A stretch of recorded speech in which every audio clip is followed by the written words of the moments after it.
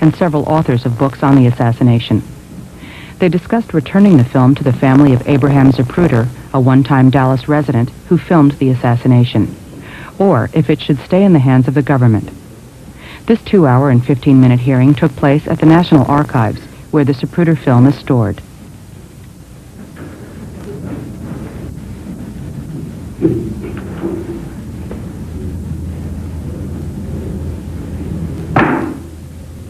I'll call to order this public hearing of the Assassination Records Review Board. Thank you all for coming today. I want to first express my appreciation, the appreciation of the board, to the National Archives for permitting us to meet in this historic reception room. And we're happy to be here and happy to be able to use the facilities. This is not a meeting or a function of the National Archives. The Assassination Records Review Board is an independent federal agency, not part of the National Archives. I would ask that everyone take care with the antiques and old furniture and rugs that are in this building, or in this room. We'd appreciate that. I also want to thank our witnesses today for agreeing to participate in this important hearing for the board. A little information about the board. The Assassination Records Review Board, the members were appointed by President Clinton, confirmed by the Senate in 1994. We have been at work now for almost 3 years working on implementing the President John F. Kennedy Assassination Records Collection Act of 1992. We primarily have been locating, securing, and releasing to the public records related to the tragic assassination of President Kennedy.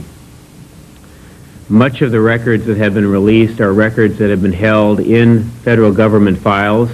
We also have been on the search for additional records, whether they be in the hands of state and local governments or in the hands of private individuals who may wish to donate their material to the United States.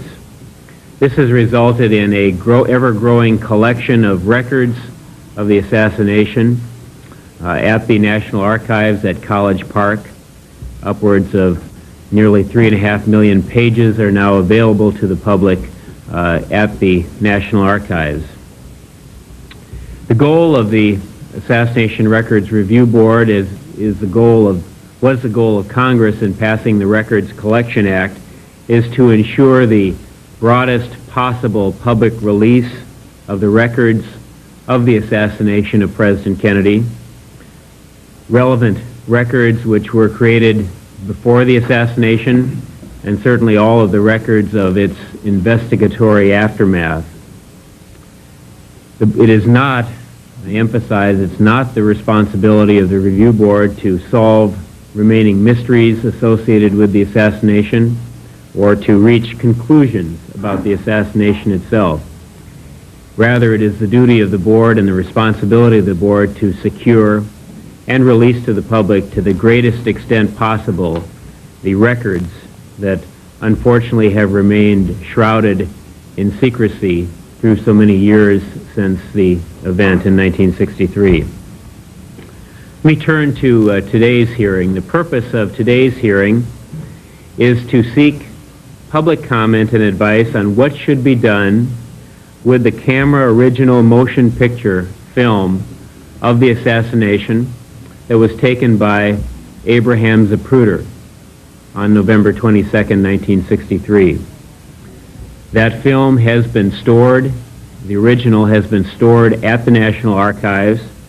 It was placed there by Mr. Zapruder's heirs, which now have formed a company, and they claim to possess legal title to the film.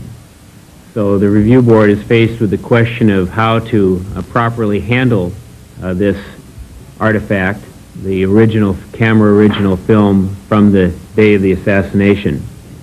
We have assembled today for testimony an interesting group of experts related to legal issues that are associated with this question, and certainly issues relative to the value of the camera original film taken by Abraham Zapruder, the film itself. I'd like to ask before we begin whether any of the other review board members have any comments that they'd like to make before we get into the witnesses. Anyone wish to? Well, again, I appreciate all of you coming today. Thank you for attending this hearing. We're going to hear first from the General Counsel for the Assassination Records Review Board, Mr. Jeremy Gunn, who is going to outline some of the issues that are presented to the review board by the Zapruder film. Mr. Gunn? Thank you, Mr. Chairman, members of the review board, Dr. Marwell. The meetings of this board are regulated by the federal law called the Government in the Sunshine Act. Under the Sunshine Act, the review board's deliberations should be open to the public, except to the extent that the deliberations would involve issues relating to national security or certain types of legal strategy. The vast majority of the board's deliberations to date have been in closed meetings where issues of national security have been discussed in the records that the board has reviewed. Question now before the board is what action it should take, if any, with regard to the disposition of the original Zapruder film. It necessarily involves discussion of issues that are properly within the public domain, but it also involves issues that may involve some type of legal strategy. In my opinion, the board is acting properly in holding this open meeting and, to the greatest extent possible, deliberating publicly about issues that are of public concern. I'd like to provide a little bit of background about the Zapruder film. The conventional story of the Zapruder film is as follows. Mr. Abraham Zapruder was a clothing manufacturer in Dallas, Texas, who had his company was located near Dealey Plaza. On November 22nd, Mr. Zapruder took his late model Bell & Howell zoom camera containing double 8mm Kodak film to Dealey Plaza to record the presidential motorcade. The film that he took there is now universally regarded as including some of the most important images of the actual assassination. After the motorcade passed, the Secret Service learned of his film and accompanied him to a Kodak laboratory in Dallas where the original film was developed. They then went to Jameson Film Company, which made 3 copies, which I'll refer to as the first day copies of the original film. 2 of those first day copies were loaned to the Secret Service and are now in the hands and in the custody of the National Archives. They are the property of the U.S. government. The third first day film, along with the original, was subsequently sold, as I will get into in a moment. Now, when I refer to the terms original and camera original, I'm describing what is generally thought to have been the film that was actually in Mr. Zapruder's camera at the time the motorcade passed. I will use the term copy to refer to any image that was made from that original film. Some researchers believe that what we are calling here today the camera original may not in fact be the camera original film. I'm going to continue to use the term camera original to describe what is commonly understood without any prejudice to whether in fact that is the original film or not, or whether there may indeed be a copy that, or a film that precedes that. Shortly after the film was developed, Mr. Zapruder sold the original film and his remaining first day copy to Time Inc.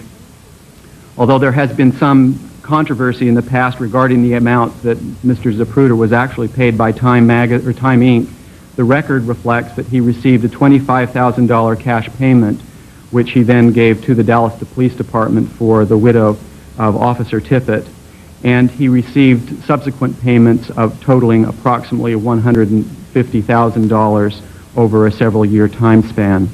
Life magazine, which then had the original film, published some frames of the Zapruder film as early as November 29, 1963, and in some subsequent issues during the following 2 years. In 1975, Time Life sold the original film to LMH Company for $1. The shareholders of LMH Company are the widow and the children of Mr. Zapruder, who now is deceased. In 1978, LMH Company placed the original film in the National Archives under a storage agreement. LMH Company believes today that it currently possesses legal title to this film that is now located in the National Archives. Although the public does not now have access to the original film, this would not necessarily change if the U.S. government were to have possession rights over the original film. The Archives keeps the film in cold storage at what I understand to be 25 degrees Fahrenheit in archivally sound conditions. The original film, due to shrinkage, cannot now be shown on a standard motion picture projector. The possible uses of the original today would thus be presumably limited to forensics examinations of the film as well as to making master copies of the film, either internegatives or interpositives of the film. At the archives today, there are still slide copies of the film that are available for examination. Copies of individual frames as well as the film itself are widely available to the public in books, magazines, in videos, motion pictures, and there's even a version on CD-ROM. One of the questions that the board needs to consider under the JFK Act is whether the Zapruder film is an assassination record within the meaning of the Act. The Review Board's authority, of course, derives from the JFK Act, which was passed by Congress in 1992. The JFK Act itself provides for the, quote, expeditious public transfer of assassination records to the National Archives. So the question is raised, is this Zapruder film an assassination record that should be in the JFK collection at the archives, and essentially should that be federal government property rather than the property of private citizens? To some extent, the statute answers at least part of this question. Under the JFK Act, an assassination record includes, among other records, any, quote, for quote, any record that is related to the assassination of President John F. Kennedy that was made available for use by the Warren Commission. The record reflects that the Zapruder film, the original Zapruder film, was explicitly and specifically requested by the Warren Commission, and the Warren Commission and the staff were shown versions of the original Zapruder film. This would seem to suggest that within the statutory definition, the Zapruder film qualifies as being an assassination record. Moreover, the board, independently from prior statements, believes that the original film is an assassination record within the meaning of its own regulations. Now, at this public hearing today, there are things that I understand the board will be doing and things that they're not be doing. In order that there be some clarity, I'll try and suggest some of the things that I think the board is not going to be doing. The board is not seeking comment from the public regarding whether the Zapruder film is one of the most important records of the assassination. The reason the board would not be considering this is that that is a foregone conclusion that that is the case. The board already acknowledges this. Nor is there a question whether the Zapruder film is an assassination record under the JFK Act, as I have just outlined.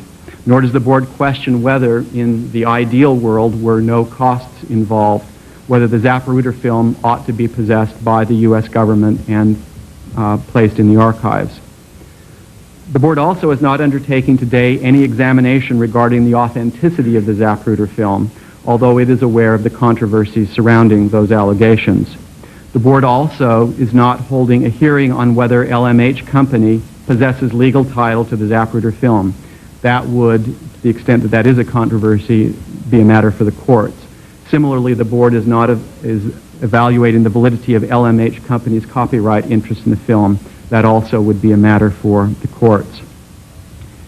Rather, the core question for the board today is whether it should undertake an action that would affect a taking, in constitutional terms, of the original film, or whether the board should seek a negotiated arrangement with the Zapruder family, now LMH Company, that would attempt to, A, make high-quality copies of the Zapruder film easily available to the public for the first time, B, provide for forensic testing of the film to determine in part any questions related to authenticity, and C, would ensure that the U.S. Congress has an option, if it so chooses, to purchase the film.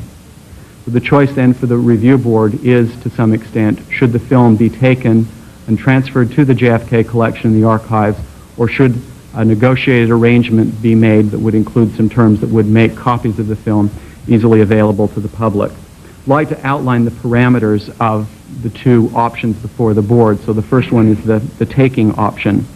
The first witness who will be following me, Professor Brown-Ice, will discuss some of the constitutional and statutory issues involving how the federal government takes private property for public use. I am in somewhat of a quandary in that I am the general counsel for the board, and the board is entitled to my confidential legal advice, which I have attempted to provide. And I believe it would be inappropriate for me to express my own opinions on this matter in this particular forum, but Professor Brown-Ice will examine those issues from his perspective. Should the review board believe that a taking is appropriate, it would instruct, presumably, the Archivist of the United States that the Zapruder film should be transferred to the JFK collection at the archives.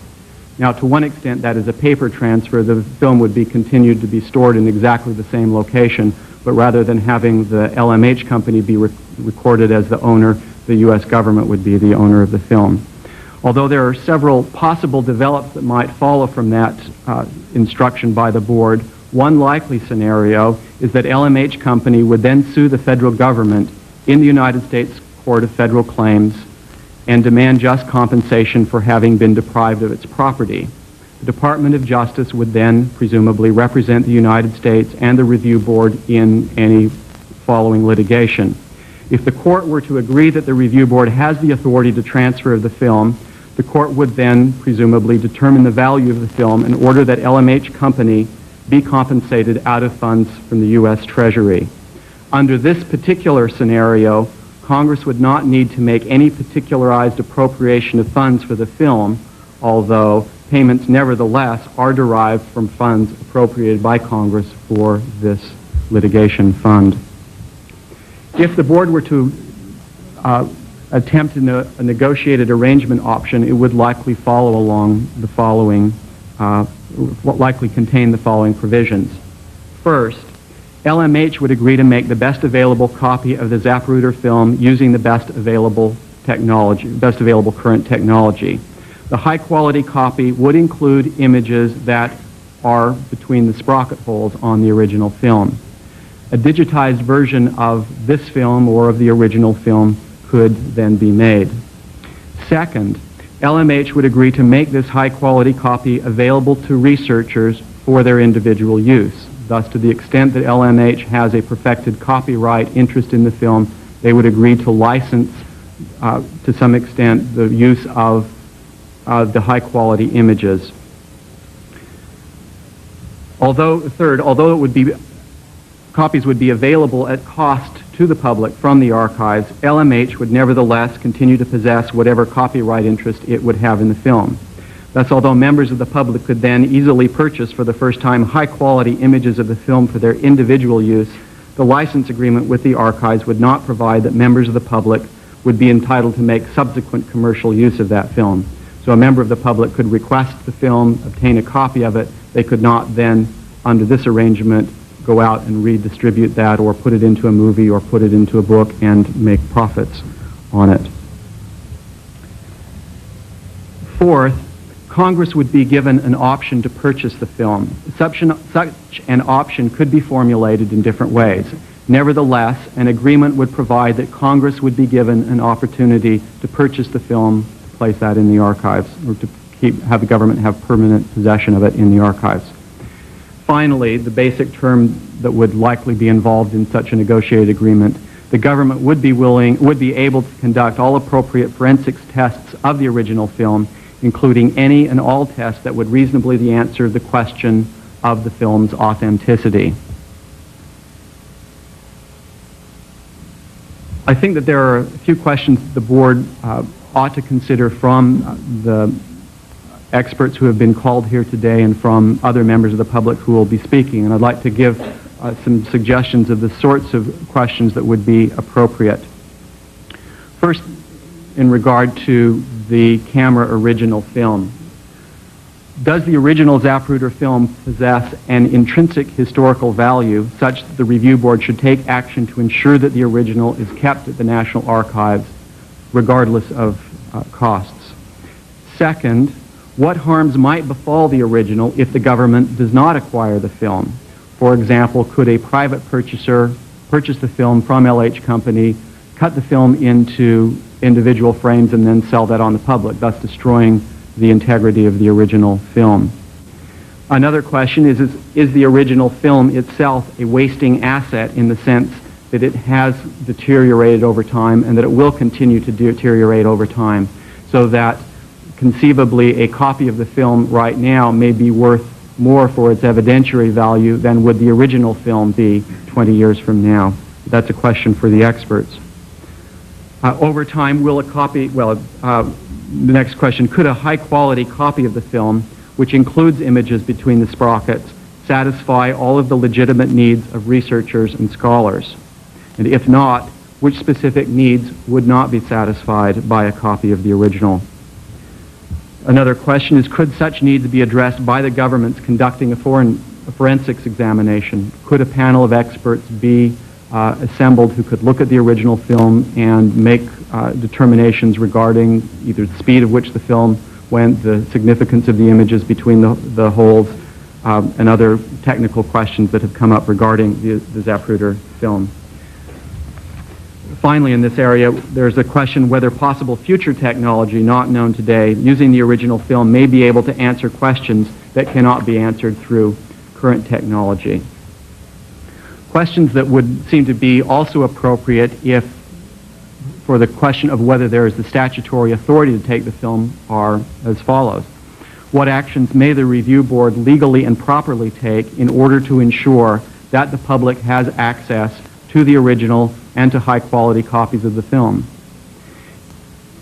If the board believes that the film should be owned by the U.S. government, should the taking be by an action of the review board, or is that an action that should be taken by Congress?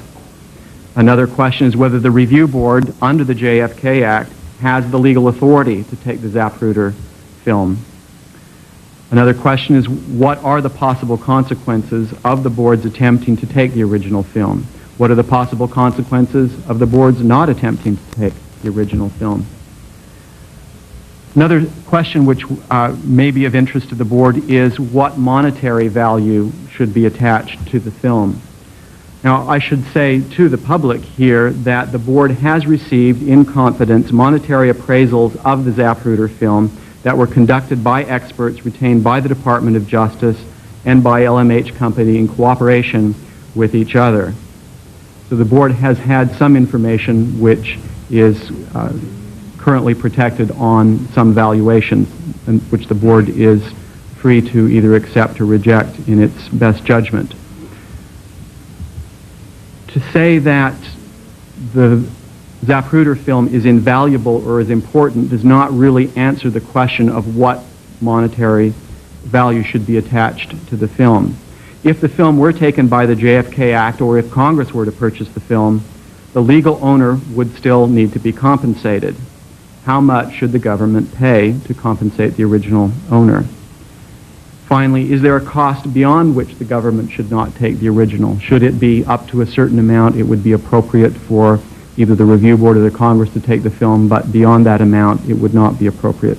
Those are all questions confronting the board. And finally, a question that the board should consider is whether the board, if it decides not to take action to take the Zapruder film, should it urge Congress to take the film? Thank you very much. Any questions or comments for Mr. Gunn while we have him up here?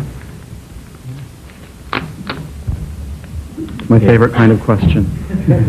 Thank you. As usual, you've raised a lot of questions for us to ponder today. Next, we'd like to hear from Robert Brownice, who is Associate Professor at the George Washington University Law School and an expert on the takings issue. Welcome, Professor Brownice.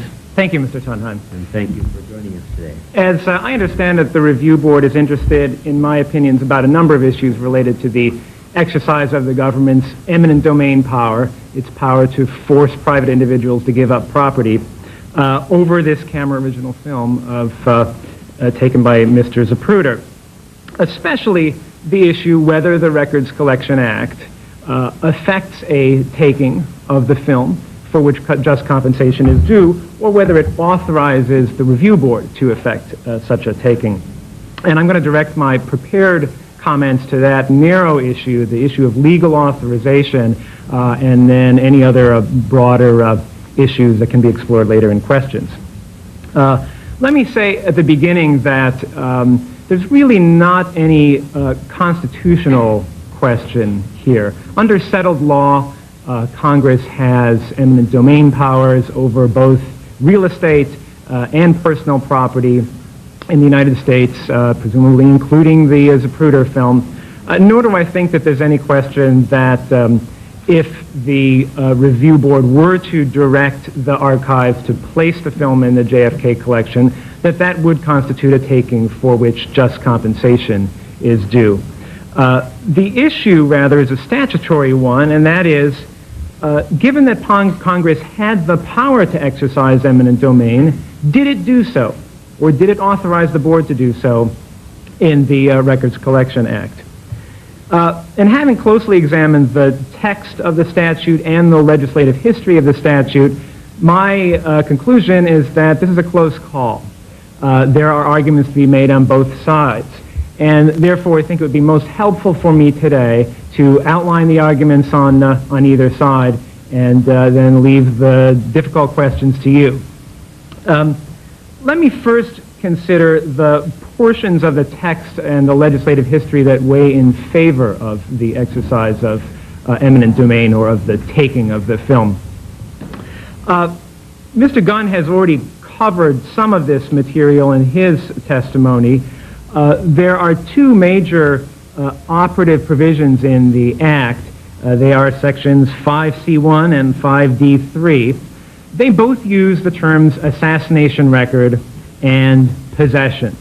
Section 5C1 directs each government office to review, identify, and organize each assassination record in its custody or possession for eventual transmission to the JFK collection.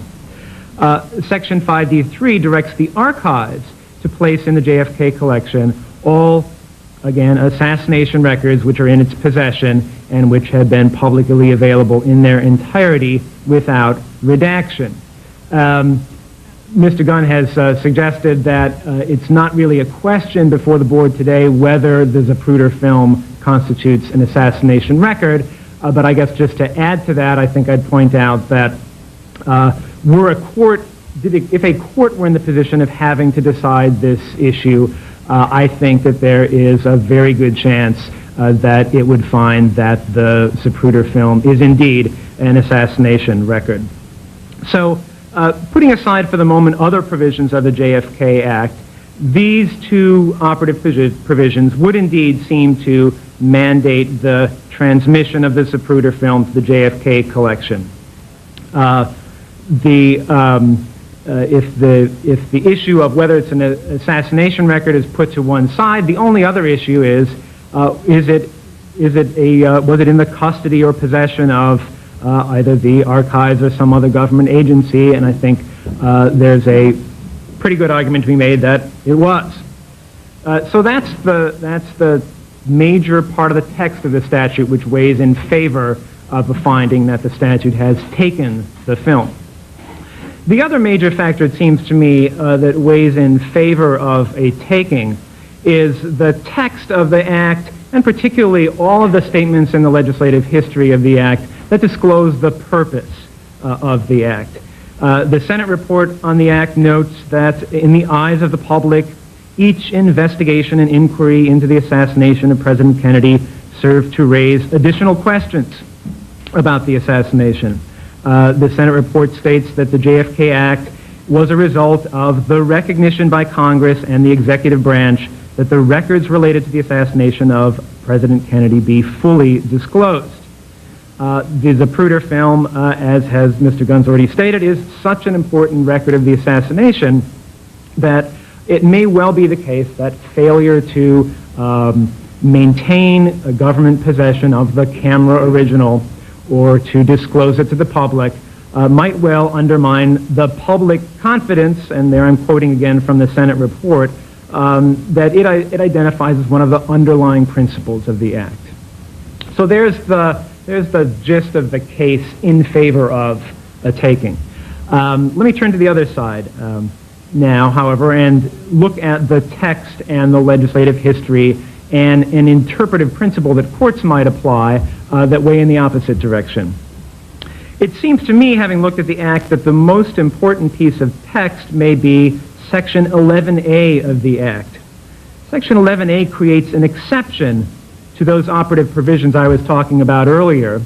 It creates an exception to this Act's requirement that all assassination records in the possession of government agencies be transmitted to the JFK collection and publicly disclosed. Section 11A in particular says that the Act's requirement will not apply when it conflicts with, and here I quote the Act, deeds governing access to or transfer or release of gifts and donations of records to the United States government. So in other words, someone has given records to the federal government, and they've placed certain restrictions on them as to transfer of those records or release of those records. The review board is directed by the Act to respect those restrictions. One could interpret this exception as a result of a determination by Congress that when private individuals have retained certain rights in records that are in possession of the government, the Act shouldn't be applied in such a way as to violate or diminish those rights. Now, my understanding is that the Zapruder film was delivered to the archives under a storage agreement that gives its owners the right to retrieve it from the archives. This storage agreement is not a deed in the narrow sense of deed within Section 11A, which gives rise to sort of another ambiguity that the board would have to deal with. Although it's not a deed in the narrow sense of that term, it is an agreement which grants limited rights to the archives and which reserves rights in a private grantor. Indeed, one might say it reserves greater rights in the private grantor than a restricted deed would. The JFK Act also grants the review board the power to issue regulations interpreting the terms of the Act, and I think it's likely that a court would uphold a broad interpretation of deed as covering any instrument under which possession of or title to a record was transferred to a government office.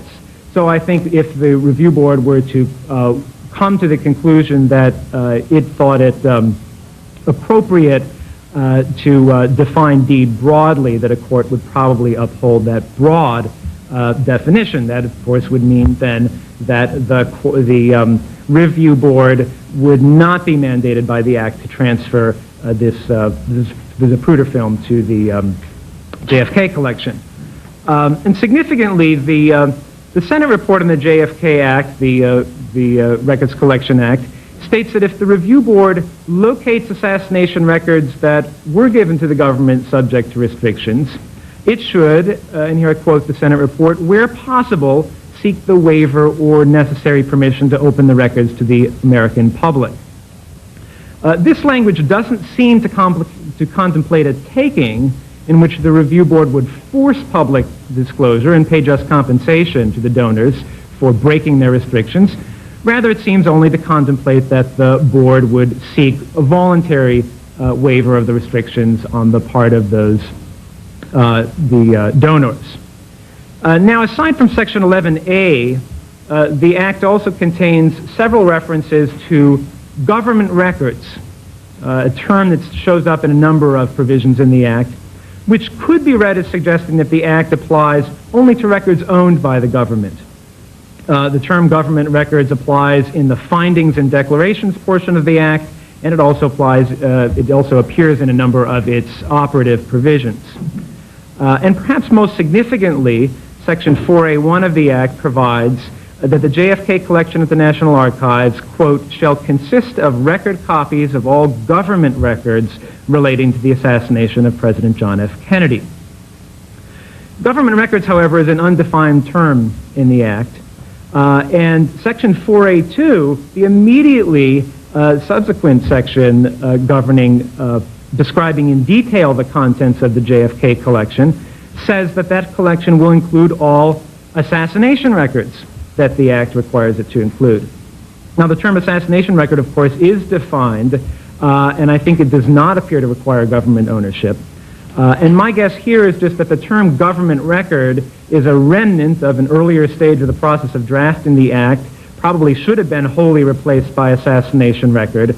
And one of the ways one might render various portions of the Act consistent would be to interpret government record as meaning any record in the possession of the government, not where title is owned by the government.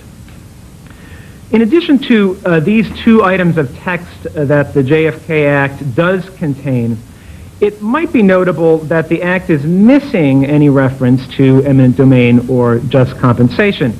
And in this respect, one might contrast the Act with the so-called Presidential Recordings and Materials Preservation Act, the famous act concerning the presidential papers and the tapes made by President Richard Nixon. This act, the PRMPA, in its acronym form, it's similar in some respects to the JFK Act. It also requires any federal government employee in possession of certain records, here relating to the Nixon presidency, to deliver them to the archivist of the United States, who's directed to retain those records. But the PRMPA expressly recognizes that the actions that it mandates may amount to a taking for which just compensation is required. There's a section in the PRMPA which says payment of just compensation shall be made from the general fund of the United States Treasury if a court holds that any provision of the Act has deprived an individual of private property without just compensation. So in the case of the PRMPA, closely similar operative provisions, but a clear indication from Congress that it realized a taking might be found. By contrast, the JFK Act, of course, contains no provision suggesting that Congress contemplated that the Act might affect a taking. The legislative history of the Act reinforces the impression that Congress didn't contemplate that the Act might require the payment of just compensation. For example, the Senate report on the Act contains a section evaluating the regulatory impact of the legislation. That section declares that the Act, I quote, would not result in any additional regulation to any individuals and businesses, unquote, and therefore would have no economic impact on any individuals or businesses. The Senate report also contains an analysis undertaken by the Congressional Budget Office of the cost of implementing the Act, and that cost estimate does not include any amount for paying awards of just compensation to individuals whose private property is taken by the Act. And then finally, having taken a look at the text of the statute and the legislative history, let me just point out one interpretive presumption that courts use that may also weigh in favor of a finding that the Act does not affect the taking. The Supreme Court has stated that the power of eminent domain, the power to force private individuals to give up their property, quote, must be given in express terms or by necessary implication. So it's a kind of rule that says if you want to use the power of eminent domain, you have to do it clearly. It's possible to argue that if the JFK Act indeed mandates transfer of all assassination records in government hands to the JFK collection, and the Zapruder film is an assassination record, then we could say it is a necessary implication that eminent domain power will be exercised in making the transfer if it turns out that the Zapruder film is private property. The canon, however, or interpretive presumption, indicates that a court, if faced with equally balanced conflicting evidence about whether a statute directs actions that might or might not amount to a taking, would likely decide that the statute did not require such actions. So in sum, there's support on both sides of this takings issue, and I would, for one, would find it difficult to predict exactly what a court would do. And I'm happy to answer any questions that you might have. Thank you, Professor Brownice. Questions, members of the board?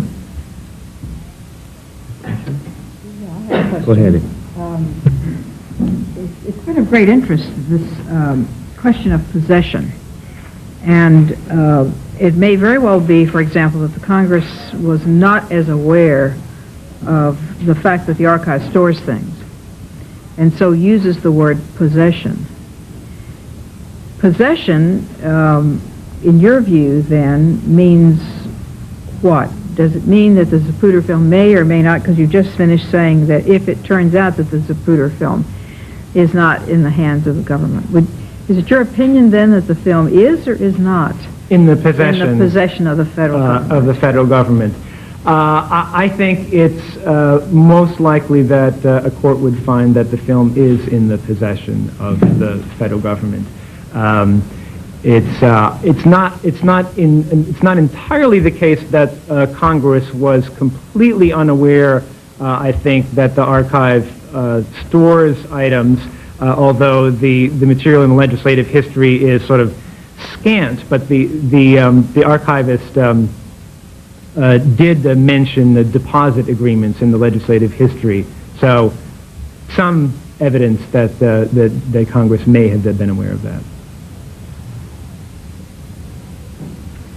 Can you point to precedents, Professor Bronice, where the United States government has taken artifacts, so to speak, from private individuals using its eminent domain power? Well, I think the most famous recent example is the act under which the Nixon tapes and papers were taken from President Nixon and retained by the government. The District of Columbia Circuit, the federal court, decided that indeed that act did constitute a taking and ordered that the government pay just compensation for those records. And those were tapes and papers and all sorts of things that pertain to the Nixon administration. So that's a very clear example recently of the taking of certainly a larger bulk of records than is involved here. Go ahead. Mr. Bronice, let me ask you, would this case or this set of circumstances be different if in fact the film were not in the archives? Oh, I think it would. I guess that relates in part back to Ms. Nelson's question about possession. If the film were not in the archives, then there's much greater issue about whether any of the operative provisions in the Act mandate the transmission of the film to the JFK collection. It's not in the possession of any government agency. I think it most likely, under those circumstances, that the Act would not mandate a transmission of the film. So the distinction with regard to possession turns out, at least for purposes of thinking our way through the statutory understanding, turns out to be significant. That's correct. Okay. Is there anything in the legislative history that would suggest to you that those who framed the statute intended that the Zapruder film be exempted from being included as an assassination record? And I pose that question in the context of, at least in one instance, that with regard to the autopsy photographs, right, they were fully capable of designating a specific category.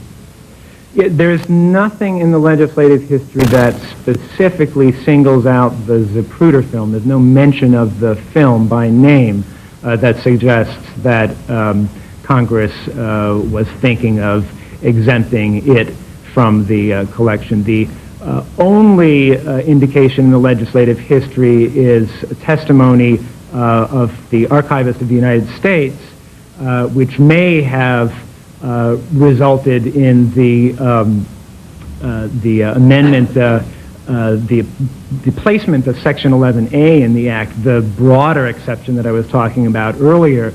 That exception for restrictions in gift deeds was not in the original drafts of the Act, and the archivist testified that failure to put such an exception in the Act would likely result in fewer donations of records, and therefore there should be such an exception. And one of the archive's position statements actually mentions deposit agreements as well as gift deeds.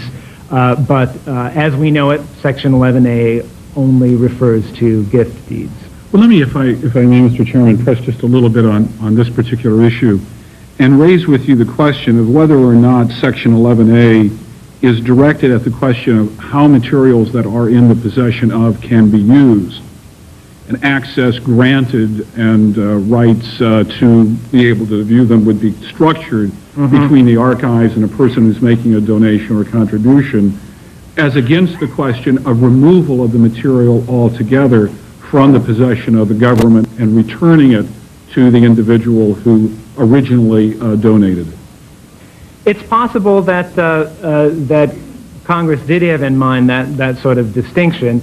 Section 11A mentions transfer as well as disclosure, so they may have been concerned about physically where the items were, but it certainly is the case that if the item was indeed donated to the federal government, then one would presume that it remains in the possession of the federal government. And as you say, the issue is simply, where is it in the government's possession? When will it be disclosed, and to whom, under what conditions? I have one final question, if I may, and that is, if I could, and I'm not sure this is appropriate, and that's really where I need your help, the law professor's help here. What if we took our understanding of this issue and did not see it initially as a question of taking or eminent domain, although that matter may well enter into the discussion at some other point, but viewed it rather as a question of bailment? That is, the Zapruders had given the film to the archives. The archives are acting in the capacity of a bailee in the set of circumstances that were governed by then existing rules. The rules, however, in the course of the time that the material was held, the bailment arrangement had changed. Would it not be possible then that the archives would find itself in some conflict, and that it might, and the government might well, in that capacity of acting as a bailee, act in favor of retaining the material, given the fact that it is not private in the strict sense of the word, but rather is in fact in possession and has now become an assassination record, and therefore the archives could do what it did, which is to say, we're not going to return the material because we cannot do that in our capacity, acting in this bailment capacity. I think, in fact, that's the other side of Section 11A. Section 11A is titled Rules of Construction, and it says that the mandates in the other operative provisions of the Act shall supersede any other statute and any other common law doctrine, and that's the doctrine of bailment, that might direct a government agency to do something different. And the only exception that it makes is for gift deeds that have certain restrictions in them. So if Section 11A on the one hand opens up this possibility of gift deed, on the other hand it sort of forecloses other possibilities and says common law doctrines shall not take precedence over this Act. Okay, thank you very much. Mr. Chairman, if I might ask Professor Browneyes to come back to the point that Judge Thunheim was on before, about whether there's a precedent for the handling of something like this. Was this film transmuted into an assassination record, and therefore did it become like a document in the Nixon case, or is there something unique about this, like the Liberty Bell or Betsy Ross's flag or what, that requires a special kind of legal treatment? I don't think that the Act certainly has anything to say about its Liberty Bell status as affecting its legal status. The Act, of course, defines assassination record very broadly to include not only paper, but film, sound recordings, and so on. And the Zapruder film may not be the only record within that definition that has gained some sort of iconic status over the years. So I don't really see. But we have not identified another with this kind of iconic status. Right. I suppose my answer remains the same, though. I don't really see that that particular aspect changes things legally. Professor Brownites, is there any support for the proposition that the legislation in designating assassination records as including all exhibits before the Warren Commission, and since the Zapruder film was shown to the Warren Commission, is there any support for the proposition that it is already an assassination record by the passage of the Act? Oh, I think that's quite possible. Yeah. Of course, the Act also grants the power to the board to define the terms of the Act, and you have taken that power and defined the assassination record. There may well be outer limits to that power, though, and if you were to attempt to use your power to define assassination records so narrowly that it excluded the Zapruder film or excluded other records that came before the before the Warren Commission, that a court might find that you had exceeded the scope of your delegated powers under the Act, that when it gave you some leeway to define terms, it didn't give you leeway to say that a horse was a cow. So just to clarify that issue a little bit more, is it possible to argue the Act has already effectuated a taking of this particular artifact and therefore there is essentially no decision before the board? I think it is. That's right. I think it is. I think it is. And to go back again, there is a distinction to be drawn here between a film of the assassination that reposes, or is in repose in the refrigerator of the archives, and a film that's held in someone's desk in Dubuque. I think that's a very important distinction.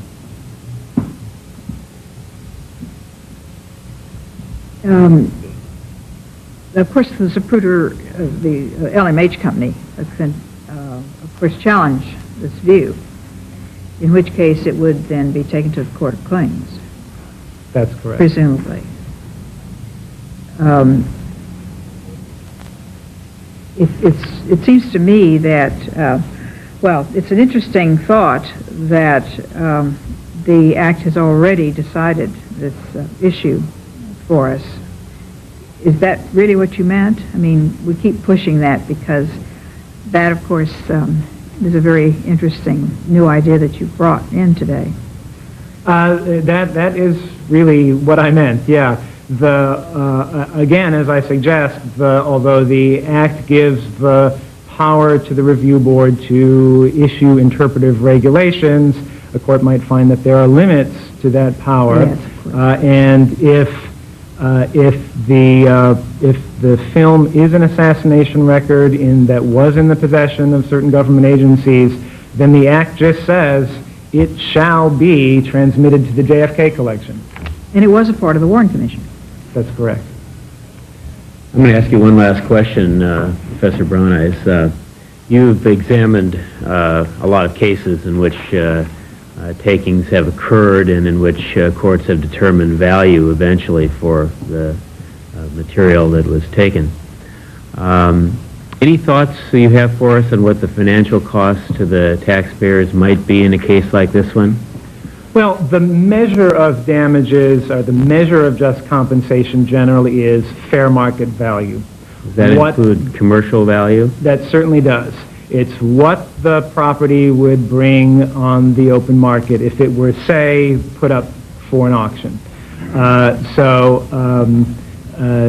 That's the measure of damages. I certainly can't speculate as to what that would be. There are other appraisal experts, I'm sure, who would have their say about that. I suppose the only one other thing I might mention is that there could be a separate value and perhaps Mr. Gunn has already adverted to this, could be a separate value placed on the physical object itself, the camera original film, and other rights associated with that film, such as copyright. And so you might easily place one component of fair market value is the fair market value of the original as an artifact. The other component is other rights, such as copyright. Just one quick question in pursuance of that. Is there precedent for a taking to transfer a title but to leave copyrights and other rights similar to that with the original owner? I have not come across a case in which that's been done, but I would not find it all out of the ordinary given the structure of copyright law, which presumes that copyright is completely separate set of rules than the rules about title over the physical object. Thank you very much, Professor Brown. I Thank you, appreciate your joining us today. Very good.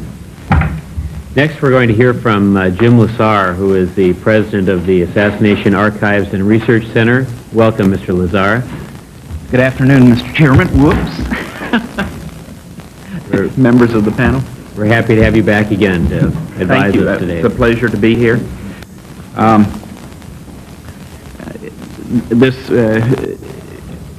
The questions that the board has asked are revolving around eminent domain are not really within my expertise, so I face them with some trepidation, particularly after listening to Professor Brownice's very scholarly exposition, pointing up all of the aspects of the statutory language that bear on the questions. I have a somewhat different take on a couple of matters that may have some bearing on the ultimate issues. First, I think that while it's important always to analyze the bits and pieces of a statute, that those bits and pieces have to be considered in light of the overarching purpose of the statute. And the JFK Act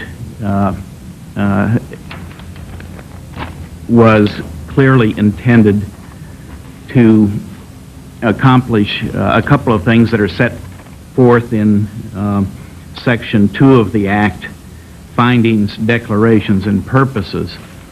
And the very first finding, declaration, and purpose is that Congress found that all government records related to the assassination of President John F. Kennedy should be preserved for historical and governmental purposes.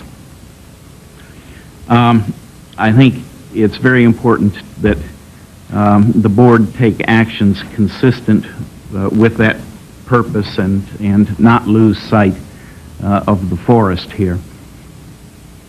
I also have a thought regarding whether or not the JFK Act has already effected a taking.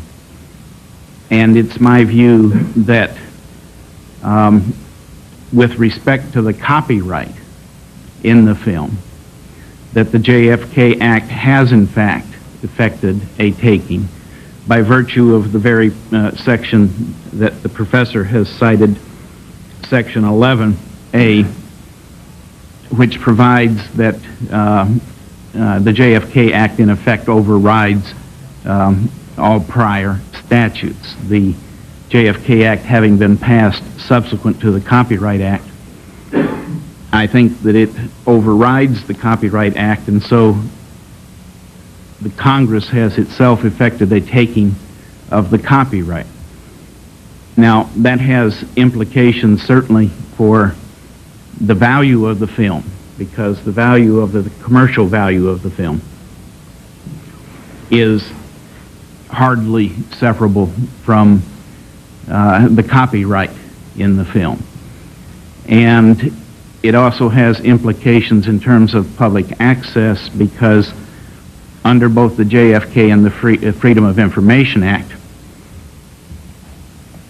if it is an assassination record, and I think unquestionably it is, then the public has a right to have copies of the film, certainly at no more than cost, and under the waiver provisions of both acts, the public may also, in certain instances, be able to get them without cost.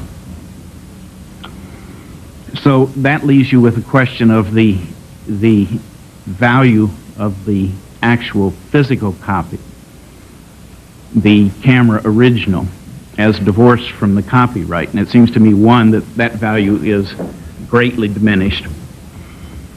It certainly is important to have it in the collection for various reasons. The JFK Act, Section 4 of the JFK Act also provides that the archivist, in establishing the collection, is to ensure the physical integrity and provenance of all records.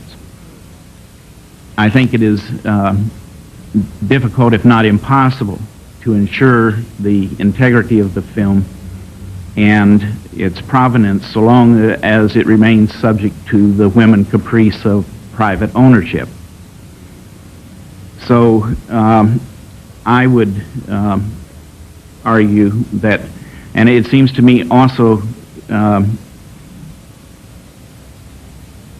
somewhat ludicrous to argue that Congress did not intend the most important and the unique piece of evidence to be in the collection, to be fully accessible to the public.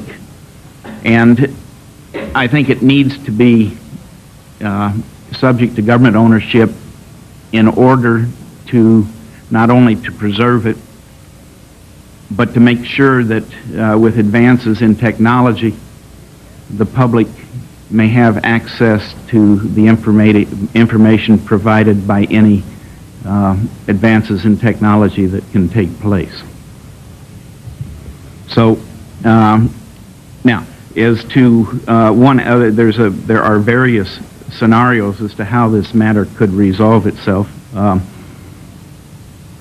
I have suggested that, in fact, the Act has already effectuated the taking, and the implication of that is that someone who wanted to put that to the test can file suit under the Freedom of Information and JFK Acts and seek a court resolution of it.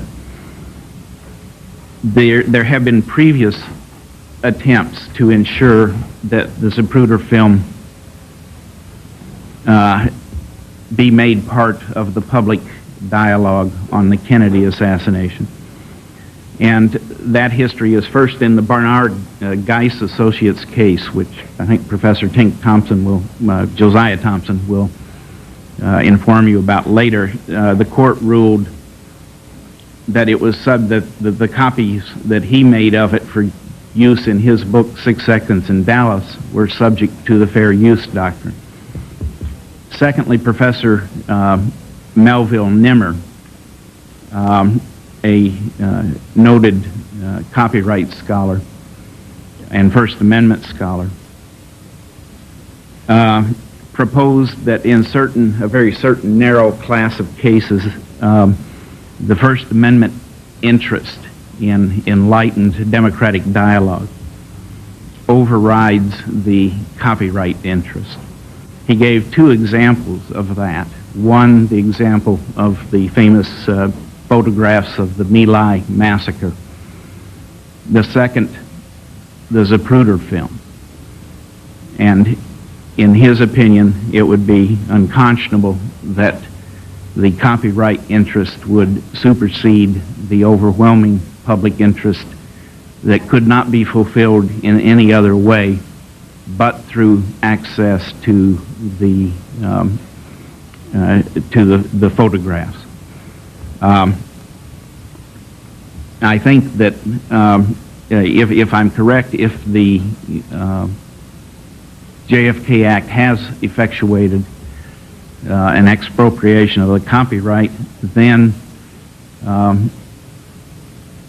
it would seem bizarre to hold that Congress did not also intend that the camera original would not be in the possession of the government. For one thing, it would mean that future requesters would not be able to take advantage of advances in technology to request the newly available information. Those are basically my thoughts. I'll be happy to answer any questions if I can.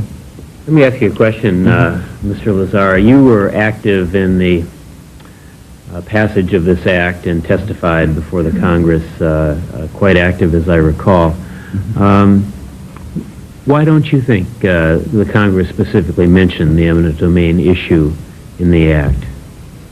I have no idea. I had an input into the act, but not into that part of it. I can only say that when I saw Section 11, my immediate reaction was, that takes care of the Zapruder film.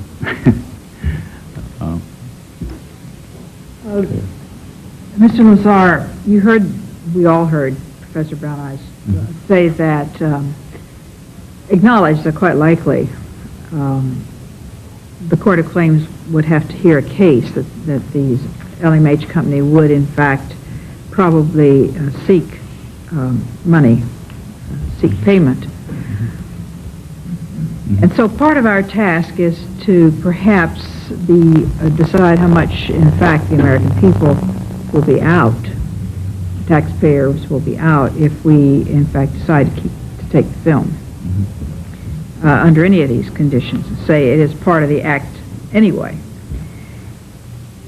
How far up would you, as someone who has had the assassination resources, so many of the documents, how high should we go? That is to say, it's difficult to compare, but we know, for example, that Bill Gates paid about $20 million for the Leonardo Codex.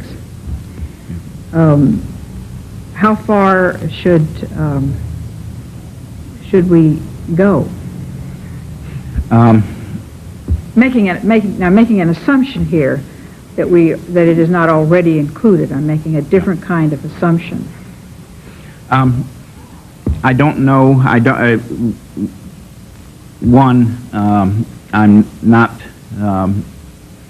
familiar enough with the calculations that would go into that to make a very, very good guess as to it.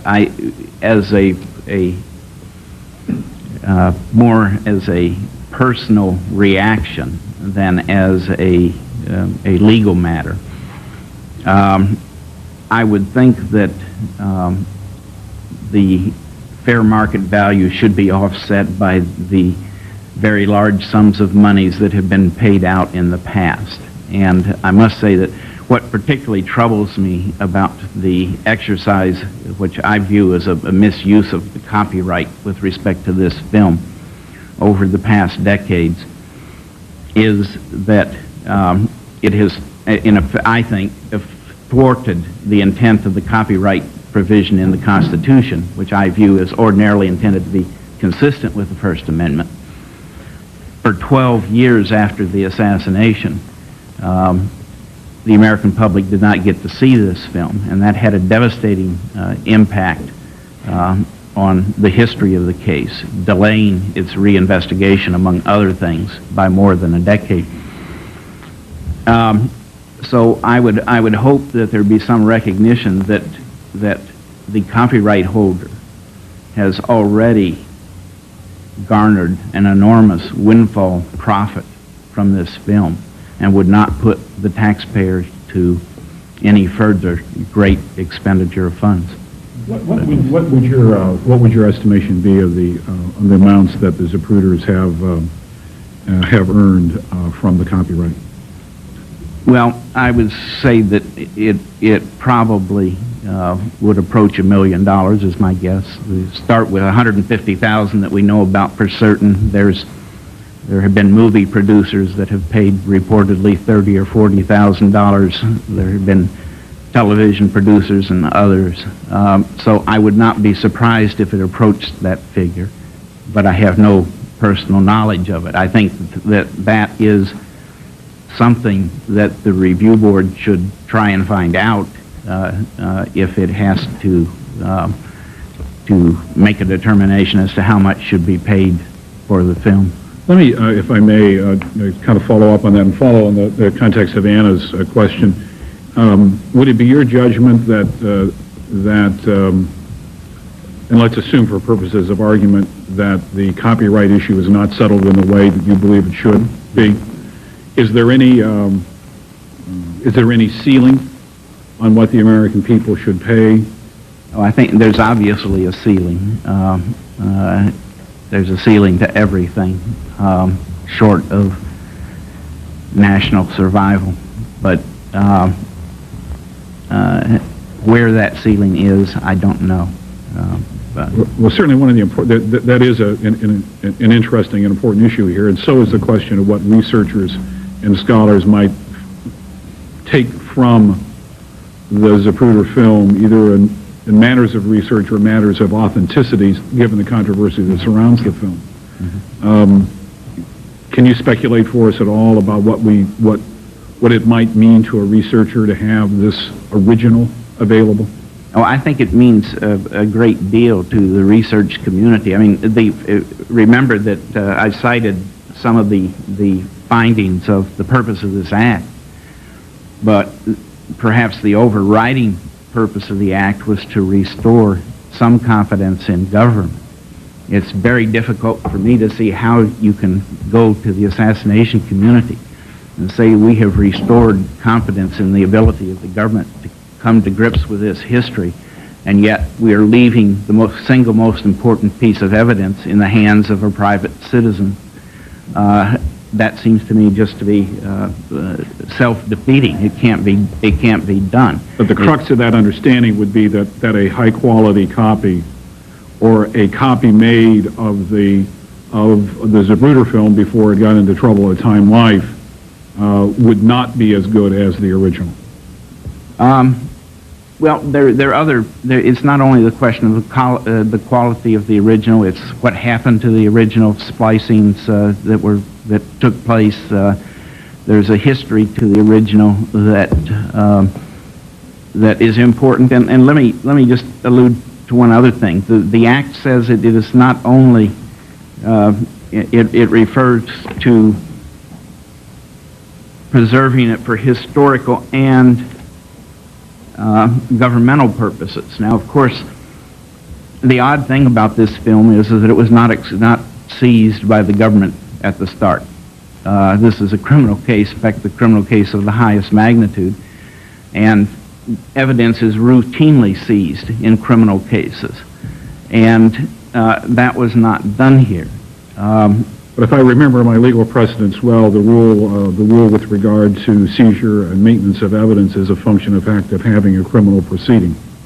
Well, that and the fact that there wasn't is a consequence of Oswald having been shot. But there is still the possibility, remote though it may be, that at some point there will be a criminal proceeding, and then this provision that preserves it for governmental purposes takes precedence. It's inconceivable to me that at that point the government would not assert its interest in the original. I mean, the court rules require originals, record copies. And there is also a provision in the Act that refers to record copies, the obligation to preserve record copies. The Zapruder film, the Camna original, is the ultimate record copy in this case. But if 20 years or 25 years from now there's nothing there, would anyone have any interest in the Zapruder film if in fact the images that are there now? If it completely deteriorates into an amorphous mass, I suppose the answer is no. Right. So it could look like a bad deal to pay out a lot of money to lay claim to something that will not exist in the future. That's certainly a consideration. Yeah. Thank you. Joyce had a question here, too. Yeah. I'd like to follow a related path. You mentioned in the course of your statement that you thought it was important to preserve the film against the development of future technological advances that could assist us understanding the event. And I'm wondering if you could, given your knowledge of the concerns and the issues that are in the research community, if you could tell us what kinds of information or what questions are currently focused on the film as a piece of evidence concerning the assassination, and how future developments might assist researchers understand the event.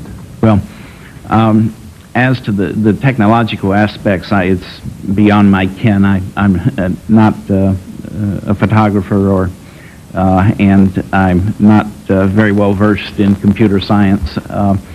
So I do not know what the potentials are with respect to computer enhancement and other matters. I would suggest that you might solicit the views of experts in those fields. My question really was aimed at the questions the researchers would like to have answers to. Well, one obvious thing which was alluded to by Mr. Gunn in his presentation is the material between the sprocket holes. And about 20% of the exposed surface of the original film falls between the sprocket holes. It is not reproduced on the film copies of the original. However, it can be reproduced through slides. So it requires the original in order to capture that information. And that, I think, is certainly a priority in the research community, is having a high-quality copy made of the camera original that will reproduce the material between the sprocket holes. So that's one. Now, there are other issues which I'm less familiar with, but I hear rumblings of them in the hinterlands about questions about authenticity of the film and alterations of the film and so forth.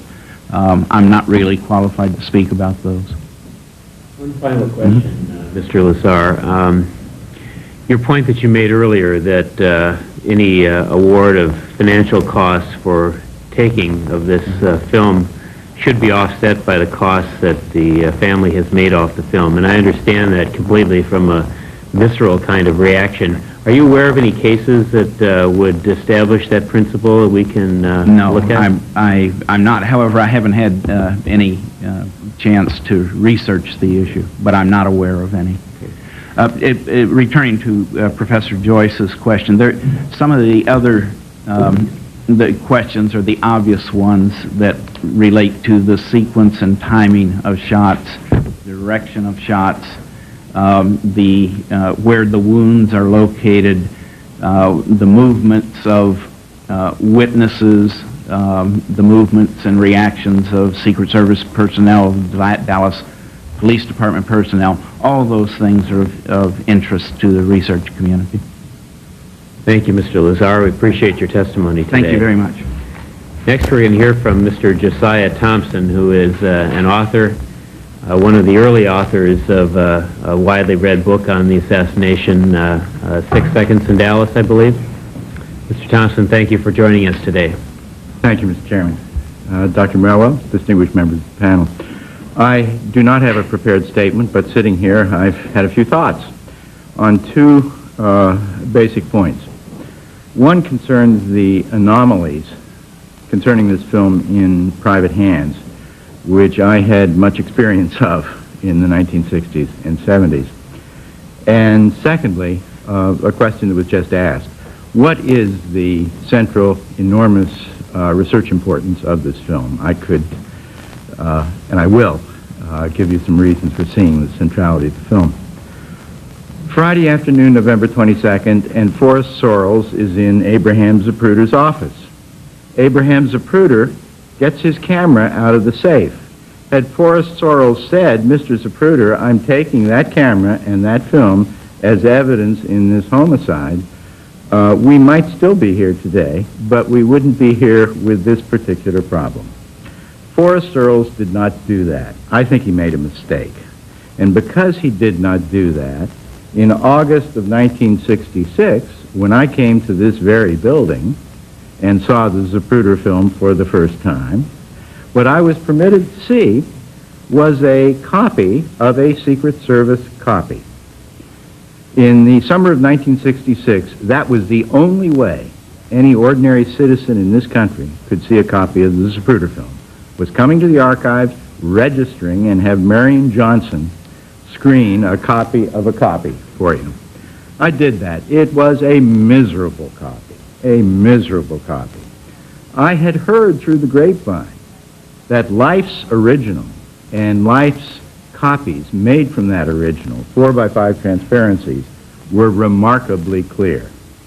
Through brute luck, 2 months later, I ended up being hired to co-direct Life magazine's assassination investigation and was permitted to see copies made from the original, 4x5 transparencies made from the original. Everything I'd been told was correct. They were remarkably clear. One could see the hit on Connolly, which was completely unclear on the copy in the archives. Dallas, November 1966. We have 4x5 transparencies. The Life team is made up of 3 or 4 members. One of those members ends up either stealing or destroying 4 of those frames, very, very important frames.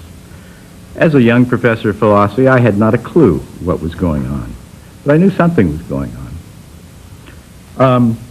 So 3 weeks later, I snuck a camera into the Time Life building and made a copy of the Zapruder film against specific orders of my employer, Life magazine. Did that for 2 reasons. The film was in private hands, in private custody. I figured I had no idea what was going on at Life magazine, figured it was a power struggle of some sort, and thought for posterity, for all of us, it would be very useful to have a copy outside those private hands. In addition, I wanted to make certain measurements on the film concerning the movement of the president's head, measurements that were finally published in 6 seconds, which would give some notion as to whether impressed forces on the president at the time of the headshot could be interpreted as either 1 shot or 2 shots. I was not permitted to take the film out of the building, hence to do that I had to make a copy. I had to steal a copy. The following June, we made an offer to Time Inc. My publisher and I made an offer which was we would turn over all commercial interest in the book to Time Inc. in exchange for the right to use selected parts of certain Zapruder frames. We were turned down flat, and on advice of counsel, went forward and published artist renderings of those films. We were sued. I lost all the earnings for the book, but we won. Judge Inzer B. Wyatt of the Southern District ruled in a summary judgment that we had used the film as a fair use. That particular judgment mentioned by Jim Lazar was in fact an enormously important expansion of the doctrine of fair use where First Amendment privilege is involved. That's the way things stood. In other words, what I'm trying to explain here is that with the film in private hands, all sorts of anomalies occurred. The necessity of me trying to act for the public good to steal a copy of the film, which is a rather extraordinary event. Why is this film important? It's enormously important. If you want to know what happened in Dealey Plaza, this film shows you as much as any film can. How could it be used by the research community? Well, there have been certain quibbles about the authenticity of this film. I have no doubt that it's authentic, but that can be proven. That can be shown. All queries and challenges to the authenticity, if this film is in government hands, remains in government hands, can be satisfactorily overcome. When that's done, this film then becomes a baseline for all additional studies of what happened in Dealey Plaza. For example, the medical evidence. There have been many claims of extra autopsies, faking of autopsy photos, etc., etc. If the medical evidence does not match what you see on the Zapruder film, then you might have cause to challenge that sort of evidence. Evidence of other films could be compared against this film as a baseline. If they match, fine. If they don't match, you know that something's wrong. Much more importantly, of course, is the deduction of trajectories and ultimately firing points, which can only be done with great precision by using the most resolved copy of the film available. All of that can be done only if this film remains in government hands. In 1964, J. Edgar Hoover said this case would be forever open. In 1977-78, the House committee judged that a conspiracy was involved in the Kennedy assassination, was in fact probable. We now know that the case really is still open at this time, and as Jim Lazar pointed out, there may be a federal prosecution in the future. For all those reasons, this central evidence in the case should remain in government hands as it is now. And the legal arguments, I think, that Mr. Lazar and the professor offered should sustain you in your judgment to take the film. Thank you, Mr. Thompson. Are there questions of the board? I have a question for you. In terms of the future needs and uses of this film by researchers, do you think that copies made now, particularly copies that might be the complete frame, including the sprocket, copies that are digitalized, do you think that serves the same purpose for the sake of researchers who are examining this film, assuming that you can guarantee that they do come from the original? Yes, I don't think any researchers should be fiddling around with the original. I think there should be a protocol established as for how a digitized copy is made with the state-of-the-art equipment, state-of-the-art techniques, state-of-the-art algorithms, etc. That digitized copy, which is then fully authenticated, should then be the basis of all research in the future. The original would simply be held as a kind of reference mark that would continually be available to justify the copy as a foundational copy. Go ahead. Yes, you seem to water down a little bit in your last statement. I realize that you don't have a piece of paper in front of you. The importance of holding on to the original. Suppose you had a team saying this is an accurate, true copy of the original. Why would the possession of the original then by the government be essential?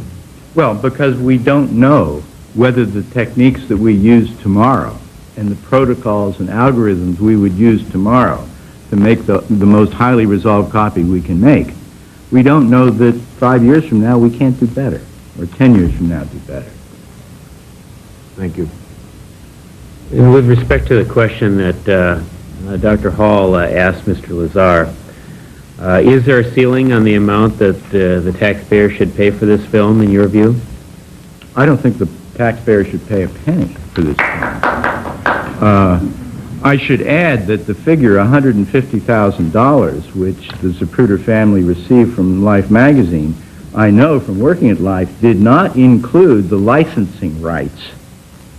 Life then sold the Zapruder film to Der Stern, to Perry Match, etc., etc. The Zapruder family also had an interest in those licensing rights. So I have no idea whether Jim Lazar's estimate as under $1 million is accurate. In my opinion, it could run as far as $3 to $5 million at this point. Thank you very much, Mr. Thompson. We appreciate your joining us today. Next, we're going to hear from Moses Weitzman, who is a photographic expert who has worked with the Zapruder film in the past. Good afternoon, Mr. Weitzman. Good afternoon, panel. Thank you for joining us. Much of what I was going to say probably has already been voiced by previous witnesses. My understanding of my testimony was to comment on the technical value of keeping the original, and I believe there are several good reasons for keeping the original under archive control. As already mentioned, technology is advancing exponentially. In the future, we will have better capability of duplicating and analyzing the images, both photochemically and digitally. The copies that I made for Time Life was done 30 years ago. Even today's technology is well ahead. There are better lenses, film, and computerized digital scanning. because of the last mentioned item, digital scanning, which would enable someone to accurately record, but also, unfortunately, to manipulate the image. It would be important to keep the original as a benchmark of accuracy to guard against irresponsible manipulations of the image. One of the, I believe it was Mr. Lazar, mentioned something about the information between the sprocket holes.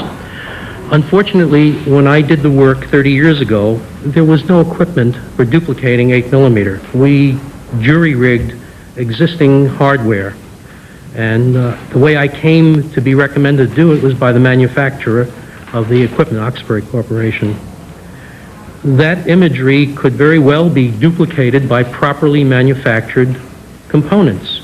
And if the material were to be retained by the archive, and I would recommend them doing so, it would be well for them to invest in the hardware, which would be nominal when all things are considered, to properly duplicate this material with today's technology, both photochemically and digitally.